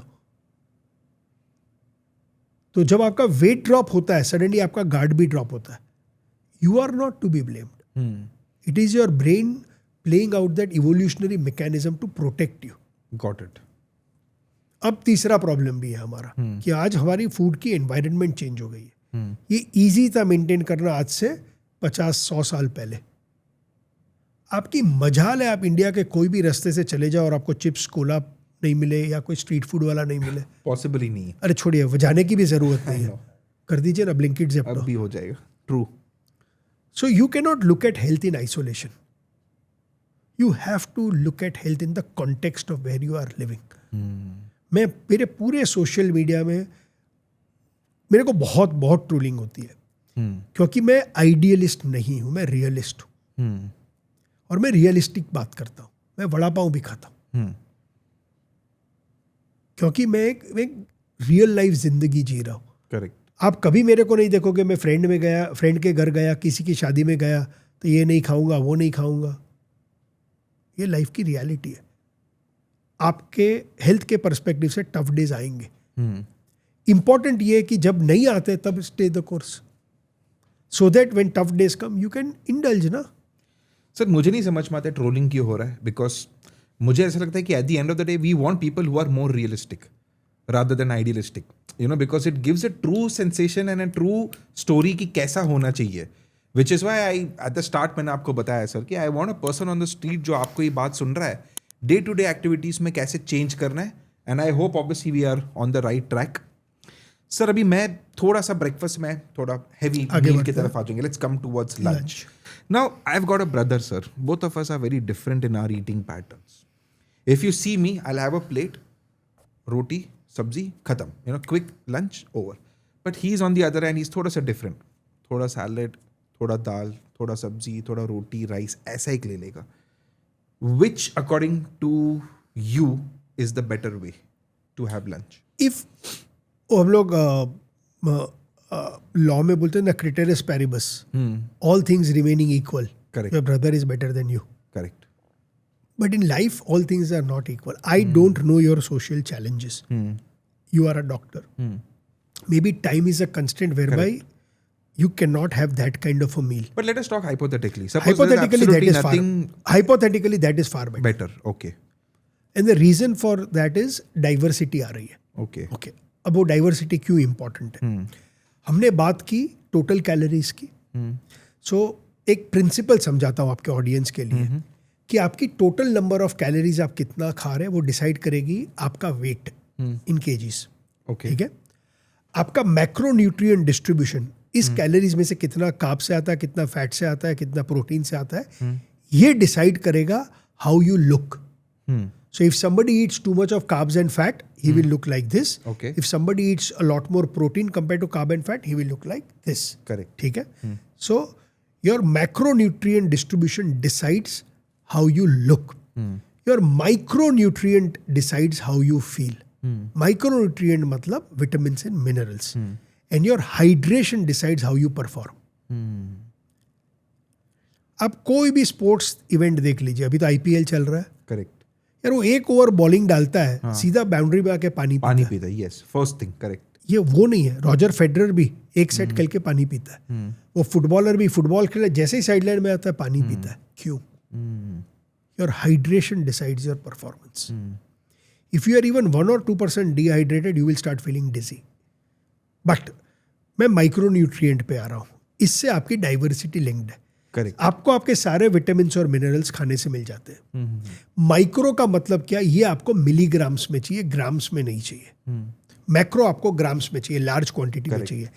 जब आप राजमा खाते हैं, जब आप सब्जी खाते हैं, जब आप फ्रूट खाते हैं, वीट खाते हैं, ये सब में डिफरेंट माइक्रोन्यूट्रिएंट प्रोफाइल्स हैं। तो अगर आपका भाई एक डाइवर्सिफाइड डाइट खा रहा है, उसको डाइवर्सिफाइड विटामिन्स और मिनरल्स मिल रहे हैं। सपोज आप एक सब्जी और एक ही रोटी खा रहे हो, तो आप माइक्रोन्यूट्रिएंट में भी डेफिशिएंट रहेंगे। Got it.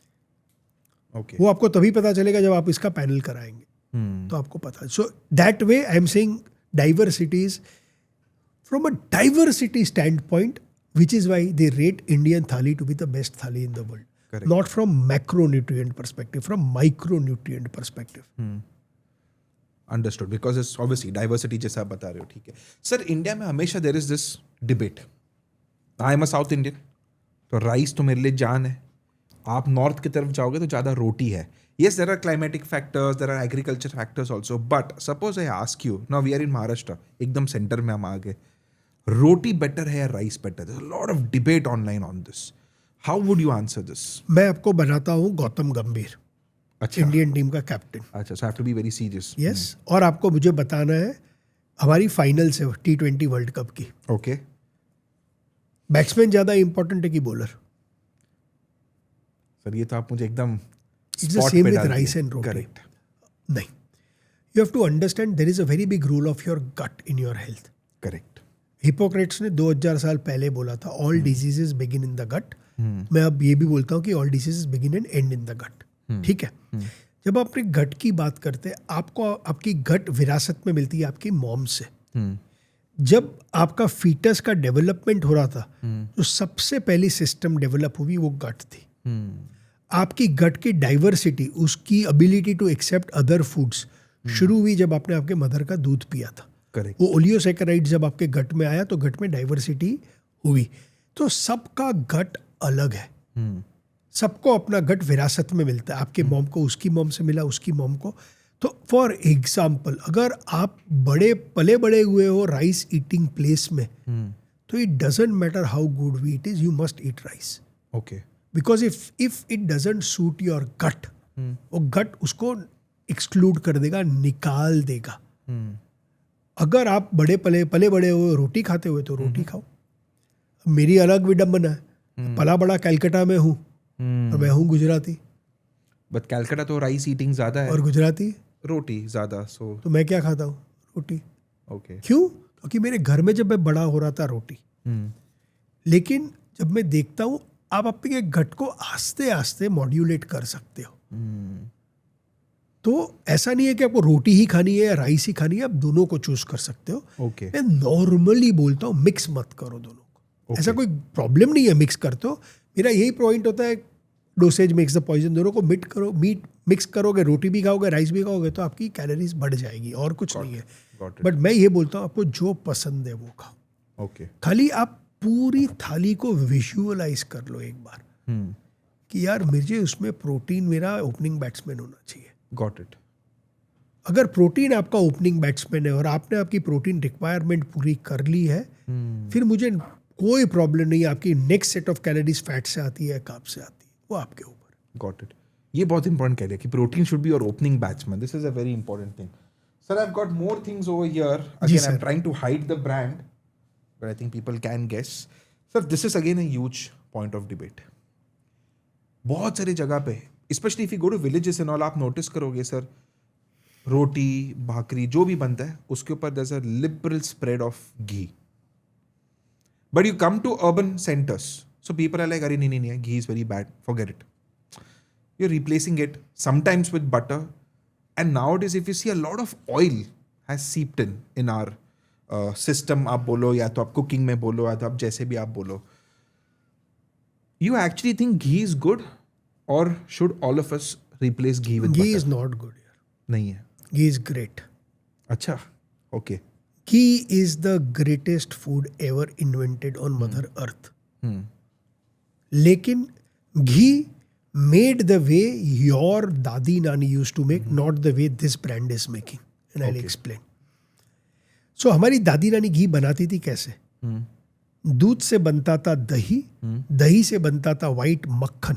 करेक्ट. और मक्खन से को लो हीट पे जब वो करते थे, जब वो मक्खन को आप यूज नहीं कर सकते थे, उसको प्रिजर्व करने के लिए लो हीट से घी बना. करेक्ट. तो ये क्यों इंपॉर्टेंट है? इसको हम बिलोना मेथड बोलते हैं. बिलोना मतलब जब आप दही को चर्न करते हो, इसको बिलोना बोलते थे. उससे व्हाइट मक्खन बनता था. ओके. क्योंकि दही से वो व्हाइट मक्खन बनता था. दही क्या है? प्रोबायोटिक है. करेक्ट. दही के अंदर में लाइव बैक्टीरिया है। यस तो जब आपने वो घी को प्रोबायोटिक के साथ बनाया, आपको घी में CLA मिलेगा, ब्यूट्रिक एसिड मिलेगा, घी के अंदर में आपको विटामिन A, E, D, मतलब I don't think there is anything in the world which comes closer to ghee, provided it is made through the right method. Okay घी के ऊपर सबसे बड़ा इल्जाम दो इल्जाम लगते हैं घी के ऊपर। सबसे पहला इल्जाम ये लगता है कि घी खाने से आप मोटे हो जाओगे। यस अभी That हमने was the पूरी most master rampant one. Yes. आपने अभी पूरी मास्टर क्लास की कि कोई एक खाने से आप मोटे नहीं हो सकते हो। Correct. आप तभी मोटे होगे जब आप जो कैलोरीज बर्न करो उससे ज़्यादा खा रहे हो। Yes. फिर चाहे आप घी ज़्यादा खाओ कि राइस ज़्यादा खाओ कि रोटी ज़्यादा खाओ, आप मोटे होगे। That's first point. सेकंड, घी के ऊपर लगता है कि यार घी तो एक सैचुरेटेड फैट है। हाँ, ये सैचुरेटेड फैट है, पाम ऑयल भी सैचुरेटेड फैट है। दोनों में जमीन आसमान का फर्क है। जब आप इस घी को बनाते हो through the traditional bilona method, इसके जो बेनिफिट्स आपको मिलते हैं, अब सैचुरेटेड फैट के ऊपर पूरा हुआ क्रिएट किया था यूएस में एंसेल कीज ने। Yes right. अब यूएस ने खुद ने सैचुरेटेड फैट के ऊपर लिमिट हटा दी, लेकिन हम अभी भी ब्लेम कर रहे हैं। इसका सबसे बड़ा फायदा उठाया हमारी ऑयल कंपनीज ने। करेक्ट। जैसे उन्होंने बोला सैचुरेटेड फैट इज बैड, और उनके वहाँ सैचुरेटेड फैट उनको बटर से मिलता था, तो उन्होंने बटर को विलन बनाया। हमने इंडिया में घी को विलन बनाया। ये सारी इंडस्ट्रियल रिफाइंड ऑयल कंपनीज आई, उन्होंने अपने पैकेट में जो रिफाइंड ऑयल होता है वो पूफा होता है, पॉली अनसैचुरेटेड फैट होता है। यस। तो उन्होंने देखा अरे पॉली अनसैचुरेटेड फैट तो अच्छा है आपके हार्ट के लिए, तो सारे ऑयल के पैकेज में आ गया good for your heart, good for your health. Correct. तो हमने घी छोड़ दिया और इसमें कन्वर्ट कर दिए। यस। आपका माइंड ब्लो हो जाएगा। आपको पता है एक एवरेज इंडियन हाउस होल्ड में आज हम कितना ऑयल कंज्यूम कर रहे हैं महीने का? No. 8 litre oil. One household in a family of 4। Wow. आप अपने घर पे पूछिएगा आपकी वाइफ को कि हमारे घर में ऑयल कितना आता है, वो बोलेगी यार सिर्फ 3 लीटर आता है। तो 5 लीटर कहाँ से आता है? वो जो आपने फ्रोजन डेजर्ट कल शाम को खाया था, अच्छा, 40% ऑयल है उसमें। भुजिया में 40% ऑयल है, चिप्स में 36% ऑयल है, बिस्किट में 30% ऑयल है। आपके घर में तो फिर भी अच्छी क्वालिटी का ऑयल आता है। आपके घर में रिफाइंड पाम ऑयल आता है? यस। नहीं आता। आई मीन इन दिस आपके घर पे नहीं आता, घर पे नहीं आता। लेकिन ये सब रिफाइंड ऑयल से बनते हैं। तो it's an indirect oil sort of an abuse every household में। इनडायरेक्ट तो नहीं है, डायरेक्ट ही है, लेकिन again but not in that form जो हम एक्सपेक्ट कर रहे हैं, sort of, you know. That is where we have to give credit to this companies. They have won, they are smart branding. इसलिए मेरा हेल्थ का प्रिंसिपल है कि when it comes to health, you are the CEO of your health. कोई आपकी मदद नहीं करने वाला है, लेकिन आपके ऊपर है। Health is personal. मैं हमेशा बोलता हूँ, nobody can force anybody to be healthy. That's not your choice, that's their choice. If you choose to be healthy, correct, तो थोड़ी मेहनत तो करनी पड़ेगी। Yes. CA बनने के लिए मुझे पढ़ाई करनी पड़ी। चॉइस मेरी थी CA बनना है या नहीं बनना है। करेक्ट। हेल्दी बनना है या नहीं बनना आपकी चॉइस है। बनना है तो करनी पड़ेगी। अगेन गोज बैक, फिर साइंस समझना पड़ेगा, तो लॉजिक समझ में आएगा। And completely agree with your statement. You are ultimately the CEO of your own health. So जो मलाई से घी बनता है, it is not that it is bad, but compare to traditional bilona method ghee is what I recommend people. Are oils bad? Again आपकी जो दादी नानी ऑयल जैसे बनाती थी, उस वे से अगर आप ऑयल बनाओगे तो ऑयल भी खराब नहीं है। वो कैसे बनाती थी? से ग्राउंडनट की बात करते हैं। ग्राउंडनट या कोकोनट लेते थे, उसको पीसते थे। पहले तो वो पीसते थे, उसके बाद कोलू आ गई। आपको बोलते थे ना कोलू का बैल है। कोलू का बैल मतलब सेम इक्विपमेंट रहता था, उसको चर्न करने के लिए आपने बैल को लगा दिया। अब बैल मशीन की स्पीड से तो नहीं भाग सकेगा, तो बैल आस्ते आस्ते भागता था। तो वो जो बैल की जो स्पीड थी वो बहुत क्रिटिकल थी, क्योंकि वो स्लो भागती थी। ये जो टेम्परेचर था जिसके अंदर में ये ऑयल का ये रॉ मटेरियल पीसते थे, वो ऑयल का उसका टेम्परेचर कभी 40 डिग्री से ऊपर हो ही नहीं पाता था। तो उसके जो सारे गुण थे, आपकी ग्राउंडनट के, आपके कोकोनट के, आपके मस्टर्ड के, उसमें जो सारे माइक्रो न्यूट्रिएंट थे, सारे एंटीऑक्सीडेंट थे, जो सारे फाइटोकेमिकल्स थे, पॉलीफिनॉल्स थे, ये सब प्रिजर्व होते थे। फिर वो जो तेल जैसा निकलता था, अब अगर आप उसको सूंघोगे ना, उसकी स्मेल बहुत अलग आती है, क्योंकि उसमें सारे गुण है। फिर इसको चुपचाप वो रख देती थी 1 दिन के लिए या 2 दिन के लिए, तो इसमें जो सेडिमेंटेशन था वो सब नीचे आ जाता था। फिर एक पतले से कपड़े में इसको फिल्टर कर देती थी। ये तेल अगर आप खाओगे आज भी, वो तेल में कोई प्रॉब्लम नहीं। But I don't think so any house hold में ये हो रहा है। नहीं मिल रहा है। अच्छा। अब मिलना शुरू हो गया। लास्ट 10 साल में इंडिया में भी चेंज आया। अगेन अवेयर रहना पड़ेगा। Yes. आज यही तेल को आप देखोगे कोल्ड प्रेस्ड या वुड प्रेस्ड ऑयल बोलते हैं। जो फैक्ट्री में रिफाइंड ऑयल बनता है, वो एक तो सबसे पहले उनका शुरू का ही प्रॉब्लम, वो लोग रॉ मटेरियल्स के ऊपर कॉम्प्रोमाइज करते हैं क्योंकि उसको बहुत लार्ज क्वांटिटी में बनाए और तेल को सस्ता रखना है। करेक्ट। अब वो मेरे रॉ मटेरियल की क्वालिटी पुअर है, तो अब मैं उसको बहुत हाई हीट पे प्रोसेस करता हूँ। ओके। उसमें से जितना मैक्सिमम तेल में एक्सट्रैक्ट कर सकूं वो करने के लिए। उसमें भी वो अरोमा तो रैंसिड रहेगा। मैं चाहता हूं जब हाउसवाइफ मेरा तेल देखे तो क्रिस्टल क्लियर दिखे, क्योंकि ये मेरी एक मार्केटिंग पॉइंट है। तो फिर मैं उसमें ब्लीच डालता हूं, फिर हेक्सेन डालता हूं, फिर डीओडराइजिंग केमिकल्स डालता हूं कि ये सारी ओडर निकल जाए। तो अच्छे तेल और खराब तेल को आप सूंघिएगा, अच्छे तेल में एक खुशबू होगी, रिफाइंड तेल में कोई खुशबू ही नहीं है। Okay.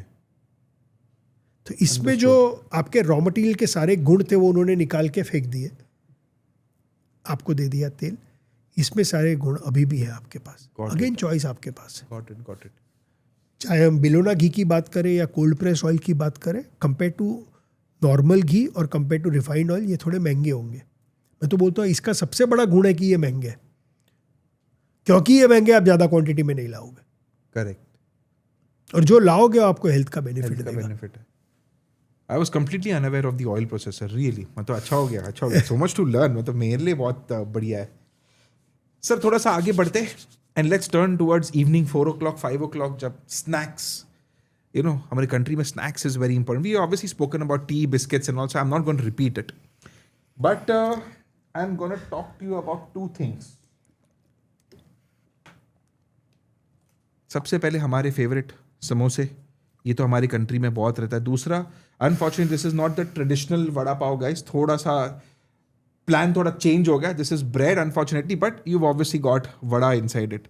You've had a lovely, I must say, a reel about vada pav, जिसमें आपने बोला था कि vada pav has got a good, and I'm surprised ना that you actually went to the bottom of understanding कि उसका protein content कितना है, क्या है करके. ये दोनों, एंड तीसरा जो कैटेगरी होता है वो है chaat. Chaat is very famous in our country, you know, road side bhelpuri हो, पानी पूरी, जो भी हो. इवनिंग, यू नो, कंपनीज के बाद people really like to indulge in either of the three. If I ask you simple question, ये तीनों में से आप क्या रिकमेंड करोगे? जो आपको पसंद हो. जो आपको पसंद हो. And I tell you why. Okay. So पहले मैं एक बड़ा पॉइंट, जब हम ओबेसिटी की बात करते हैं, मेरा ये मानना है कि सबसे worst period for an Indian is 4 to 6 PM. अच्छा, ऐसा क्यों बोलते हो? आप सुबह उठोगे, सपोज आपने एक्सरसाइज भी कर ली, ब्रेकफास्ट भी ढंग से किया, आपकी शुरुआत अच्छी होती है, लंच तक आप मेंटेन कर सकते हो. जैसे आफ्टरनून आता है, एक तो बॉडी भी टायर्ड होना शुरू हो जाता है, शाम होनी, और अगर आपका दिन अच्छा गया तो you feel you so far won the day. और फिर 4 बजे आता है. करेक्ट. 4 बजे all hell breaks loose, and it breaks loose for both kinds of people who have been here, and hell breaks loose. जिन्होंने ये भी नहीं किया उनके लिए तो even more hell breaks loose, because अब तो मुझे कुछ ना कुछ एनर्जी के लिए, इंस्टेंट एनर्जी के लिए चाहिए. करेक्ट. तो 4 से 6 snacking period is the period where your entire diet will break. Correct. Right. दूसरा, मैंने आपके फूड एनवायरनमेंट की बात की. फूड एनवायरनमेंट में पीपल एनवायरनमेंट का भी रोल है. अगर आप ऑफिस में काम करते हो तो आपके इन एंड अराउंड सब बोलेंगे 4 बजे 5 बजे चलना कुछ खा के आते हैं. करेक्ट. तो it's very difficult, we are all social animals, to say no. तो आप बोलोगे यार एक बार मना कर दूंगा, 2 बार मना कर दूंगा, फिर खराब लगता है. राइट. तो इनवेरिएबली आपके पास चॉइस नहीं, आप चले जाओगे. एंड फिर तो वो जो समोसे की स्मेल है, चाट की खुशबू है, smell he 50% of the battle हो जाता है. करेक्ट. तो एंड ऑफ स्टोरी है. राइट. आप कोई और एक एक्सपेरिमेंट करिएगा आज घर पे. अगर आपके घर में किड्स है, करेक्ट, उसकी आईज बंद कीजिए. हाँ, ठीक है. हाँ, उसका नोज बंद कीजिए और उसको खाना दीजिए. हाँ, वो टेस्ट ही नहीं कर पाएगा वो खाना क्या. करेक्ट. क्योंकि आपका टेस्ट का एहसास नोज से आता है. राइट. Yes. तो वही नोज, आप स्ट्रीट फूड खाने चले गए, वो महक ही आपको. करेक्ट. तो ये एक स्ट्रेटेजिक पॉइंट है, 4 से 6 बजे को आपको संभालना है. राइट. अगेन मेरा बेस्ट फ्रेंड प्रोटीन शेक है. आप सिंह चना ऑफिस में रख सकते हो. तो आइडिया इज कि अगर अपने ऑफिस में स्नैक्स रखे डिसेंट, तो you are protected but not 100% protected. मैं इतना सब करने के बाद भी एवरी वेडनेसडे मैं पानीपुरी या पुचका खाने जाता हूँ. मैं कलकत्ता से हूँ, मुझे पुचका बहुत पसंद है. और संडे को मेरा last meal will be a meal that I want to indulge in. Okay. But मैं हफ्ते में 2 बार. So you are a bit flexible basically. I love my street food. अच्छा. But I don't love it so much that I let it deteriorate my health. Correct. That's a different matter, right? Okay. Context is की dosage makes the poison. Yes. So आपने पूछा ये better कौन सा है, आपको जो पसंद हो. Correct. अब आप इंडल्ज करने जा रहे हो या आप खाने जा रहे हो, चाट तो यार जो पसंद है, फिर उसमें यार अब हेल्थ को मत घुसेड़ो. करेक्ट. लेकिन मेरी एक बहुत इंटरेस्टिंग स्टोरी हुई थी. मैं मैनचेस्टर में था. मैनचेस्टर में यूरोप की सबसे बड़ी कॉन्फ्रेंस होती है स्पोर्ट्स साइंस की और स्पोर्ट्स न्यूट्रिशन की. करेक्ट. ठीक है. ओलंपियंस जो होते हैं उनके कोचेस आके प्रेजेंट करते हैं. तो उसमें उनका प्लेनरी सेशन था प्रोटीन के ऊपर. ओके. तो प्रोफेसर लुक वैन लून और स्टू फिलिप्स, ये दोनों प्रोटीन की दुनिया के बड़े दिग्गज हैं. उन्होंने अपनी लास्ट 1 साल की फाइंडिंग्स को प्रेजेंट किया. उसमें स्टू फिलिप्स ने प्रेजेंट किया था अबाउट अ नेदरलैंड का फार्मर. ओके. और वो नेदरलैंड्स का नेशनल फूड इज पोटैटो. तो वो लोग बहुत लार्ज क्वांटिटीज में पोटैटो कंज्यूम करते. तो पोटैटोज जो खराब होते हैं वो डिस्कार्ड करते हैं. तो उसने वो सारे खराब पोटैटोज लिए और उस पोटैटो से उसने एक प्रोटीन पाउडर बनाया. और मैं देख रहा था तो मेरी बत्ती चमक गई. अरे पोटैटोज और प्रोटीन पाउडर, अपने तो बॉम्बे से हैं, तो यार अपने वड़ा पाव में कितना प्रोटीन होगा. करेक्ट. तो जैसे ही मैं बॉम्बे में आया, मैंने इंडिया के जो बड़े बड़े स्ट्रीट फूड्स थे उसको लिया और एक लैब में भेजा. ओके. ये जानने के लिए नहीं कि मेरे को समझ रहा था कि अगर street food came with a nutritional info कैसा दिखेगा. कितना हाउ गुड बैड अगली इज. पहला रिपोर्ट जो उन्होंने मुझे भेजा वो वड़ा पाव का था. अपने कीर्ति कॉलेज के अशोक वड़ा पाव का. अच्छा. ओके. ओके. वो जब रिपोर्ट आया, मैंने देखा उस वड़ा पाव के अंदर में 140 कैलोरी, 140 ग्राम का है वड़ा पाव. उसके अंदर में 9 से 10 ग्राम प्रोटीन है. और ये मेरा दिमाग थोड़ा खुला बिकॉज तभी एक बहुत बड़े एक्टर ने अपना वेफर प्रोटीन लॉन्च किया था. ओके. वो बोला था मेरे वो वेफर प्रोटीन में 10 ग्राम प्रोटीन है. करेक्ट. मैंने बोला मेरे वड़ा पाव में भी 10 ग्राम प्रोटीन है. 9 ग्राम है, ठीक है, what ever it is, right. तो वहाँ से क्यूरियोसिटी हुई एंड मैंने उसके ऊपर रील बनाई कि आपके वड़ा पाव में 9 ग्राम प्रोटीन है. करेक्ट. बहुत मुझे हेट भी मिली क्योंकि सबको लगा मैं ये बोल रहा हूँ कि आपकी प्रोटीन रिक्वायरमेंट पूरा करने के लिए वड़ा पाव खाओ. करेक्ट. वो मेरा इंटेंट नहीं था. लेकिन जब मैंने भी खुद की रील देखी, you can interpret it that way. फिर मैंने इसके ऊपर एक अपॉलॉजी रील भी बनाई कि यार ये मेरा इंटेंट नहीं था. इंटेंट था एड्यूकेट करना कि हर एक फूड के अंदर में हर एक मैक्रो न्यूट्रिएंट होता है. आपके समोसा के अंदर में भी 7 ग्राम प्रोटीन है. जब आप पाव भाजी खाते हो, एक नॉर्मल प्लेट के अंदर में भी आपको 15 ग्राम प्रोटीन मिलेगा. करेक्ट. जब हम चना भटूरा की बात करते हैं उसमें तो आपको 25 से 30 ग्राम प्रोटीन मिलेगा. जब आप चाट की बात करते हैं उसमें भी आपको 6 से 7 ग्राम प्रोटीन मिलेगा. लेकिन कैलोरीज फ्रॉम प्रोटीन ये सब में 5 से 10% के बीच में है. 90% कैलोरीज आपको मिलती है कार्ब्स और फैट में से. सो मैं हमेशा बोलता हूँ कि जब आप जा रहे हो then enjoy what you love eating. अब चाट खाने जा रहे हो तो फिर, और मुझे अंदर से बहुत बहुत गुस्सा भी आता है जब मैं जाता हूँ कुछ अपने ऑफिस के कलीग्स के साथ, सेव पूरी बनाना लेकिन उसमें सेव मत डालना. अरे भाई वो पूरी के अंदर में कितना तेल है. करेक्ट. मेरा भेल बनाना, सेव मत डालना. वो कुरमुरे में तो कार्ब है ना. तुम ये क्या खेल रहे हो. वो बेचारा सेव जो वो 5 ग्राम से ज्यादा सेव नहीं डालेगा यार. करेक्ट. और वो भी आप कम कर रहे हो because you are conscious. No, because you want to tell yourself. I know कि आप जनरली देखेंगे कि जो सबसे मोटे लोग होते हैं वो लोग डाइट कोक पीते हैं. उसको कुछ तो खुद को बोलना है जब वो ओवर इंडल्ज कर रहा है तो बोलता है डाइट कोक पी के बचा. एंड वो राइट है. Compare to Coke, diet Coke massively superior है. अच्छा. अभी आपने नाम ले ही लिया. आपने नाम ले ही लिया तो मैंने तो ये भी लाया था, चलो कोक भी है, डाइट कोक भी. आई थॉट चलो यार I will be prepared because जैसा आपने बोला है ना, you are more of a realistic person and realistically ये सब बाहर रहता है. It's easily available. You are right. Fat people do prefer diet Coke शायद से खुद को बोलने को. या is it beneficial? I don't know, but would you say is it beneficial? यार मैंने इसके ऊपर काफ़ी बात की है सोशल मीडिया में. Eyes closed diet Coke is significantly superior to normal Coke. चाहे आप वो डाइट कोक पियो या कोक जीरो पियो, बोथ. एंड लॉजिक बहुत सिंपल है, ये पूरा मैथ है. डाइट कोक के अंदर में होता है एक स्वीटनर जिसका नाम है एस्पार्टेम. करेक्ट. एस्पार्टेम का पहला अप्रूवल यूएस एफडीए ने 1954 में दिया, फाइनल अप्रूवल 1981 में दिया. करेक्ट. अभी हम है 2026.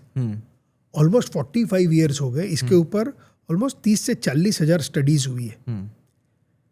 अब आप चैट जीपीटी पे जाइए. ओके. और चैट जीपीटी पे डालिए कि studies that show diet Coke is good और बैड, वॉट एवर जो आपको प्रॉम्प्ट डालना है डालिए. आपको दिखाएगा 43% स्टडीज से डाइट कोक इज गुड. मतलब 57 are saying it is bad. अच्छा. ठीक है. करेक्ट. फिर आप एक नुआंस डाल दीजिए. Please take only studies which are RCT studies, randomise control trial. मुझे वो ऑब्जर्वेशनल स्टडीज नहीं चाहिए. ये 43% बिकम जाता है 87%. Straight jump, double. It is the safest, aspartame is the safest non-nutritive sweetener. Okay. Now क्यों ये सेफ है? Because again context इसकी dosage makes the poison. ये रखिए इसको एक्सप्लेन करना है. ओके. राइट. ये कोक के अंदर में देखिए कितना शुगर है. Total sugar 10.6, added 10.6. नहीं, पर 100 ml है वो. दिस इज पर 100 ml. ये करेक्ट. कितना ml का कोक है? This is 300 ml. सो कितना मल्टीप्लाई हुआ? बाय 3 हो गया 33 ग्राम्स ऑफ शुगर. यस. ठीक है. इस कैन के अंदर में आपको मिलेगा 0.184 ग्राम ऑफ एस्पार्टेम. यस. कितना? 0.18. 30 ग्राम मतलब 30,000 मिलीग्राम. इसके अंदर में 184 मिलीग्राम. ठीक है. लेकिन मिठास तो सिमिलर देता है. क्यों? क्योंकि your aspartame is 200 to 300 times more sweeter than sugar. Okay. ठीक है. नंबर 1, क्योंकि you require it in such small quantities, इसलिए इसको जीरो कैलोरी ड्रिंक बोलते हैं. इसकी कैलोरी कुछ है ही नहीं. 0.184 मल्टीप्लाइड बाई 4 कैलोरीज पर ग्राम. कितनी कैलोरी मिलेगी आपको? 0.8 ग्राम कैलोरी है. Anything which is below 4-5 calories you are allowed to put it is zero calorie. Number 1. Diet Coke या एस्पार्टेम को दूसरा इल्ज़ाम ये भी लगता है कि यार इसको कंज्यूम करने से इंसुलिन रिस्पॉन्स होता है. Okay, आप तो डॉक्टर है. डाइट कोक एस्पार्टेम बनता है 3 चीज़ों से. सबसे पहला बनता है इसके अंदर में 50% होता है phenyl align. Phenyl align is a amino acid. Correct. ठीक है. दूसरा इसके अंदर में होता है aspartic acid. Aspartic acid is also an amino acid. तीसरा इसके अंदर में है मेथनॉल. इसके ऊपर सबको प्रॉब्लम है. 10% मेथनॉल है. तो 0.184 मिलीग्राम का 10% इज मेथनॉल. आपके एक फ्रूट में इससे 1000 गुना ज्यादा मेथनॉल है. तो अब इंग्रेडिएंट वाइज हमने प्रूव किया. तो जब हम फिनाइल एनाइल की बात करते हैं, एनाइलिन की बात करते हैं, एस्पार्टिक एसिड की बात करते हैं, ये है एमिनो एसिड्स. करेक्ट. इसका मेटाबॉलिज्म इतनी छोटी क्वांटिटी में हो ही नहीं सकता है. जिसका मेटाबॉलिज्म ना हो सके उसका इंसुलिन रिस्पॉन्स कैसे आ सकता है? इसके ऊपर और एक इल्ज़ाम लगता है कि इससे आपका गट माइक्रोबायोम चेंज होता है. आंसर रैट स्टडीज में यस है. इसके नुआंसेस है. लेकिन उस रैट को उन्होंने equivalent of 40 diet Cokes a day पिलाया था for 6 months continuously. 40 diet Cokes a day. वाह. बट स्टोरी अभी भी खत्म नहीं होती है. उन्होंने ये 40 diet Cokes a day equivalent rat को पिलाया for a period of 6 months. 6 month का मतलब क्या है? रैट की एवरेज लाइफ है 2.5 साल की. तो उसको ह्यूमन इक्विवेलेंट में 20 साल तक every single day 40 diet Coke पिया. उसका गट माइक्रोबायोम चेंज हुआ. लेकिन उन्होंने ये नहीं बोला ये जो चेंज हुआ वो अच्छे के लिए चेंज हुआ कि बुरे के लिए चेंज हुआ. वो उन्होंने मेजर ही नहीं किया. इसके ऊपर और एक इल्ज़ाम लगता है, WHO का है कि diet Coke causes cancer. No. Headline था डाइट कोल और एस्पार्टेम इज पॉसिबल कार्सिनोजेनिक. मैंने इसके ऊपर भी काम किया. WHO की वेबसाइट में आप पॉसिबल कार्सिनोजेनिक के 4 कैटेगरीज है. सबसे ऊपर में आता है स्मोकिंग, जहां there is no ambiguity. There is enough scientific evidence to prove that smoking causes cancer. इसी में एस्बेस्टोस भी आता है. ठीक है. सेकेंड कैटेगरी है जहाँ एविडेंस है but evidence is not strong enough. तीसरी कैटेगरी है वहां जो एविडेंस इज वीक. और चौथी कैटेगरी जहाँ कोई एविडेंस ही नहीं है। करेक्ट। तीसरी कैटेगरी में आता है diet Coke. Okay, so it's a very weak evidence. Again उसके कंपेरेबल में और क्या है? Talking on the phone. अच्छा, as per WHO, not as per me. बाप रे। एज पर WHO, जिसकी हेडलाइंस ने पूरे वर्ल्ड में ये बता दिया कि डाइट कोला इज और aspartame is possible carcinogenic, it comes in the third category where it is you have same risk of having cancer and you have or talking on the phone. But let's look at its advantage. जब आप ये Cola पीते हो, आपने 33 gram sugar पिया।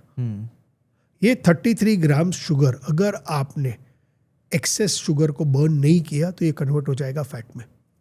इस 33 gram sugar के अंदर में 16.5 ग्राम से फ्रुक्टोस जो कन्वर्ट होगा लिवर फैट के अंदर में। चॉइस आपकी है। हमारे इंडिया की नई डाइटरी गाइडलाइन में वो लोग बोलते हैं कि you should limit your total sugar intake to 50 grams, if possible 25 grams. एक के अंदर में 33 gram. So this one is more than your daily requirement. इससे भी आप चौंकाने वाला स्टैट शेयर करूं? बताइए। जो आप सुपरमार्केट में फ्रूट जूस का टेट्रा पैक यूज लेते हैं ना, उसमें आपके कोक से भी ज्यादा शुगर। क्या बात कर रहे हो? But that is marketed as, but they always add this. I am sorry, मैं वो भी लेके आया आपके लिए। I have come prepared, but वो ये इसमें हर जगह उसका लेवल पढ़िए, उसका लेवल। अब और एक बहुत इंटरेस्टिंग चीज बोलता हूँ। Yes. इसके लेबल में पढ़िए एडेड शुगर कितना है। नो एडेड प्रिजर्वेटिव्स करके है, but let me see sugar. So carbohydrate is 11.5 grams per 100 ml. इसमें कितना था? This was 10.6 per इसमें 100 ज्यादा ml. है। क्या पिलाते हो आपके बेटे को सोचते हुए कि ये हेल्दी है? यही प्रॉब्लम है। लेकिन उनकी मार्केटिंग देखिए, इसमें वो शुगर है एज एडेड शुगर, करेक्ट। इसमें वो शुगर है as total sugar. Total sugar. ये और एक उन्होंने बेवकूफ बनाया पूरे कंट्री को। उनको लगता है कि जब आप चीनी को ऐड करके बॉडी में डालते हो तो उसका डिजास्टरस इफेक्ट है, लेकिन जब आप शुगर को डालते हो प्रोडक्ट के अंदर में, जहां आपने ऐड नहीं किया बट नेचुरली उसमें शुगर है, तो वो डिफरेंट है। करेक्ट। वो मुझे बता दे भाई, वो कौन सा सेल है जो पैकेट पढ़ के सोचता है अरे ये तो फ्रूट जूस से आया तो इसको मेटाबोलाइज डिफरेंटली करो। मेरा इसके ऊपर लीगल केस हुआ था। अच्छा। मैंने यही बात बोली तो फ्रूट जूस कंपनी ने मुझे मेरे ऊपर लीगल केस कर दिया।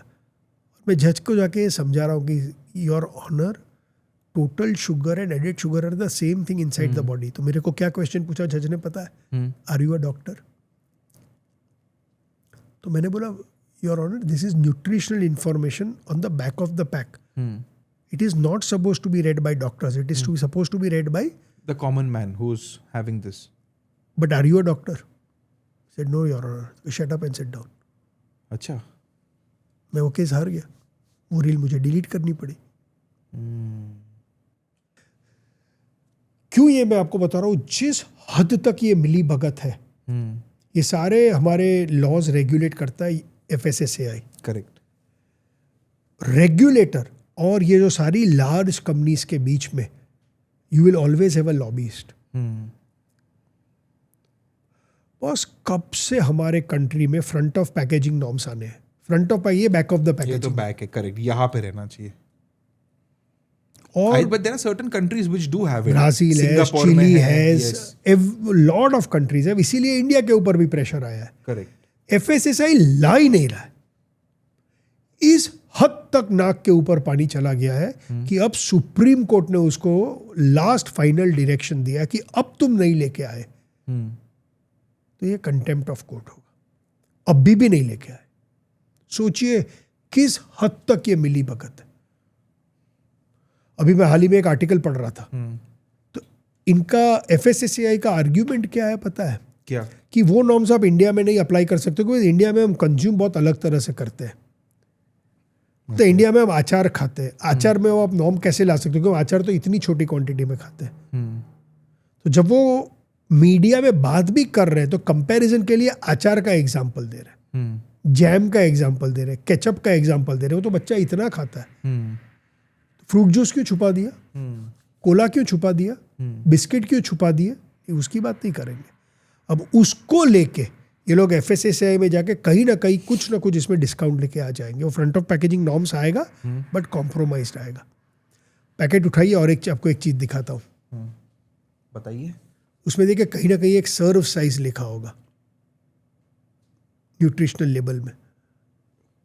रियल हाँ, serve size 150 ml, servings per pack 6.7। Serve size का मतलब समझते हैं? Serve size is what they are saying कि ये जूस आपके घर में आपका लड़का या आप 150 ml ही लेंगे। वो डिसाइड करते हैं आप कितना जूस पिएंगे, सर्व साइज। लेकिन क्यों? क्योंकि लास्ट रो में आप देखेंगे RDA लिखा हुआ है।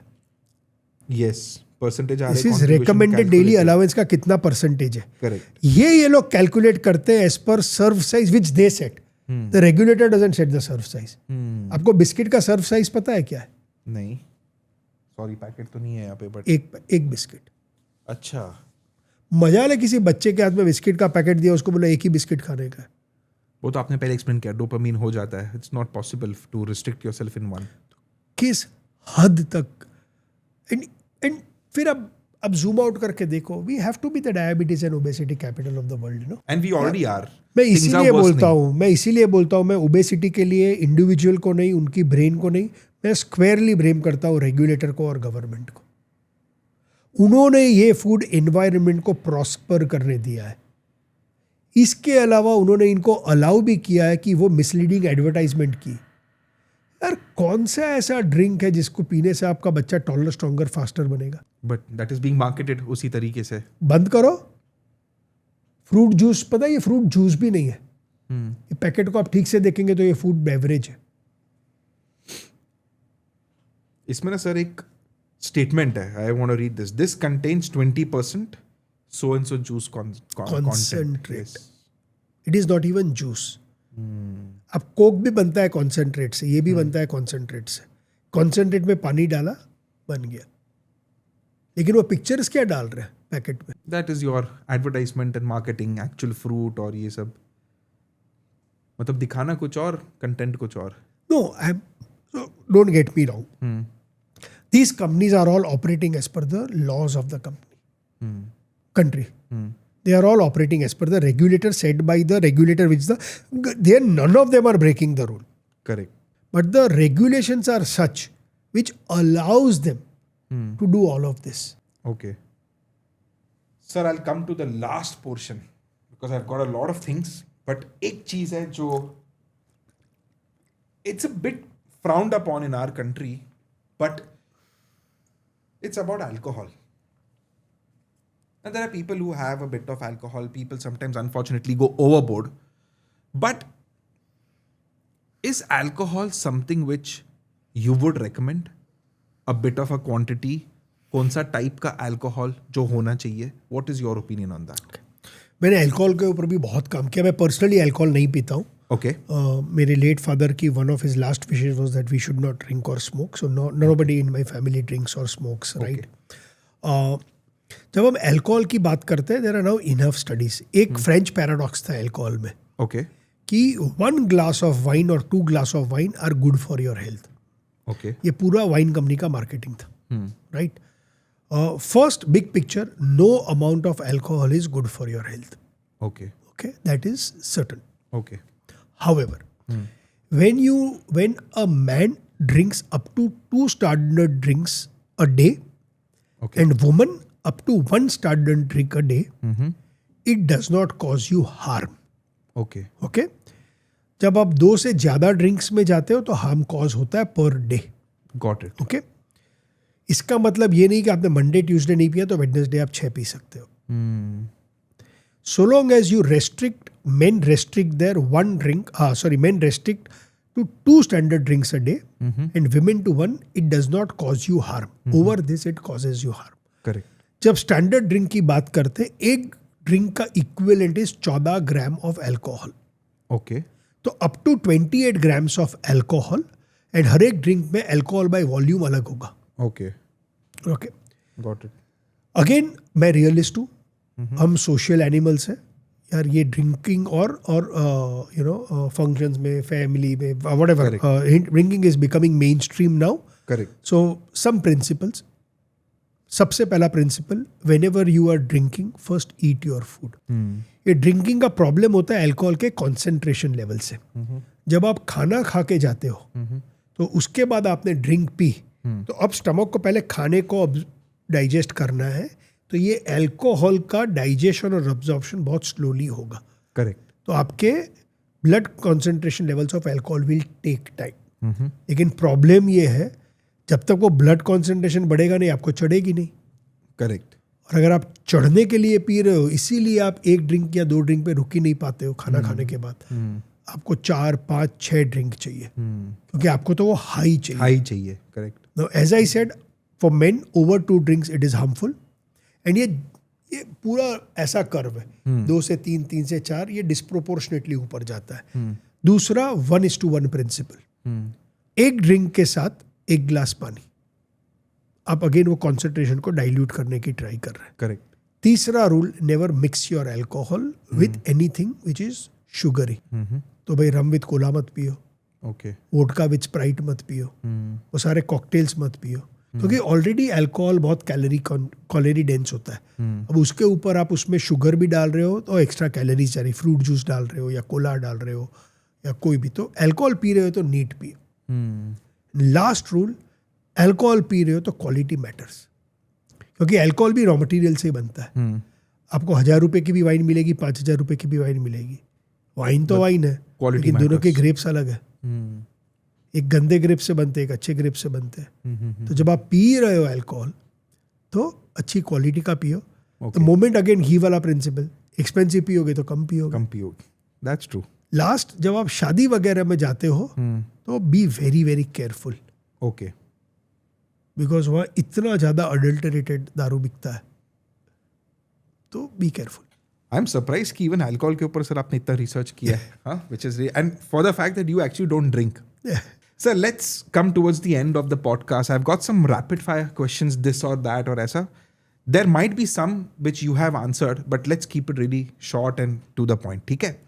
You've answered, this is rapid fire. Brown bread versus white bread, what is better? Same. It's the same. Fruit juice versus whole fruit. Fruit. Sugar versus oil, which is the bigger problem? For me, oil. Okay. Cold drinks occasionally is okay, or you should avoid completely? If you are metabolically healthy, avoid, but occasionally it's fine. Okay. Cheat meals, sometimes fine, yeah, totally avoid. Absolutely fine sometimes. Okay. I think next is something you've absolutely explained. Protein powder, is it a need in India or is it a hype in India? Need. Okay. Multivitamins, लेना चाहिए या it's a waste of money? Indians को लेना चाहिए, because हम इतना ज़्यादा बाहर खा रहे हैं. और जब आप बाहर खाओगे ना, तो वो फूड में आपको माइक्रोन्यूट्रिएंट नहीं मिलेंगे, तो इंडिया में लेना चाहिए. Okay. Cardio versus weight training for fat loss, which is better? None. For weight loss, you have to eat less. Correct. 10,000 steps, is it useful or is it overrated? Overrated. इसकी एक study हुई थी Japan में. ये Japan में popular किया. Japan की एक पीडोमीटर कंपनी थी. Okay. जापान में 1965 में जब ओलंपिक्स आ रहे थे, तो उसका symbol was equal to 10,000 steps. तो वहाँ से ये पॉपुलैरिटी हुई. Okay. Science is very clear. Okay. You need minimum 4,000 steps.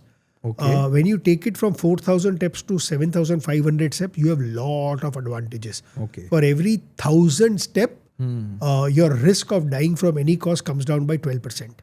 Okay. After 7,500 steps, you will get benefits, but the incremental benefits are very small. Got it. Okay. I never knew this. This was a company which had actually got this. Wow. Okay. Workout. Is it better in the morning or at night? I am neutral to both, but when you work out, you should have enough energy to complete your workout with full intensity. Okay. आपका favorite question. Vada pav is better or protein bar? हाँ, वड़ा पाव.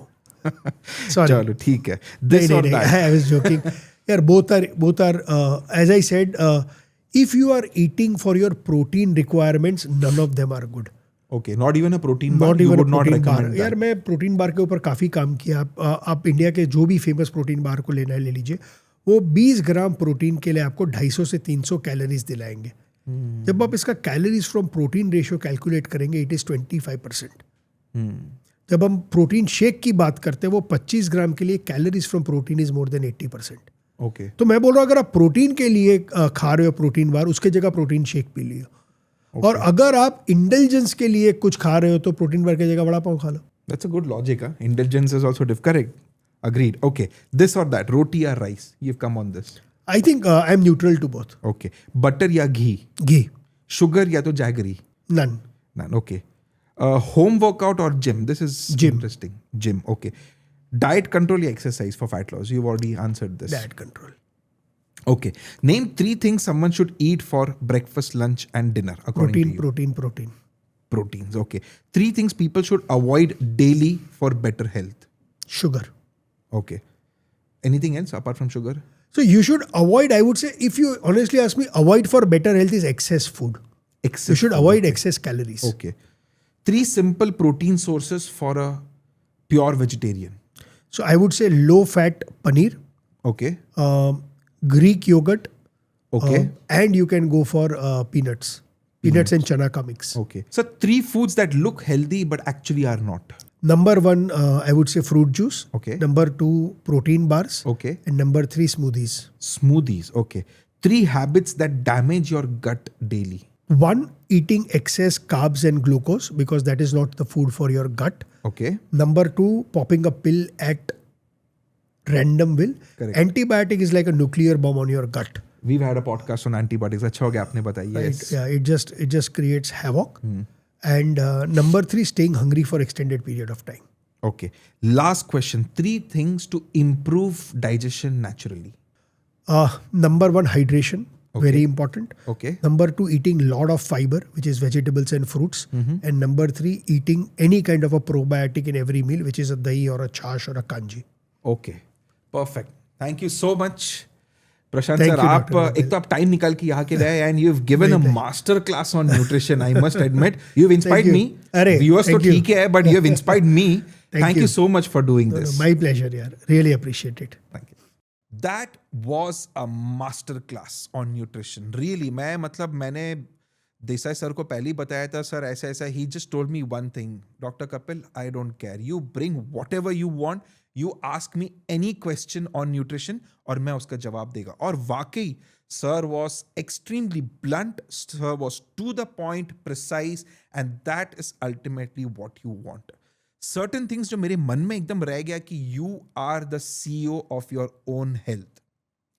ये अभी भी मेरे मन में circulate कर रहा है and hopefully I implement a lot of things which he has mentioned.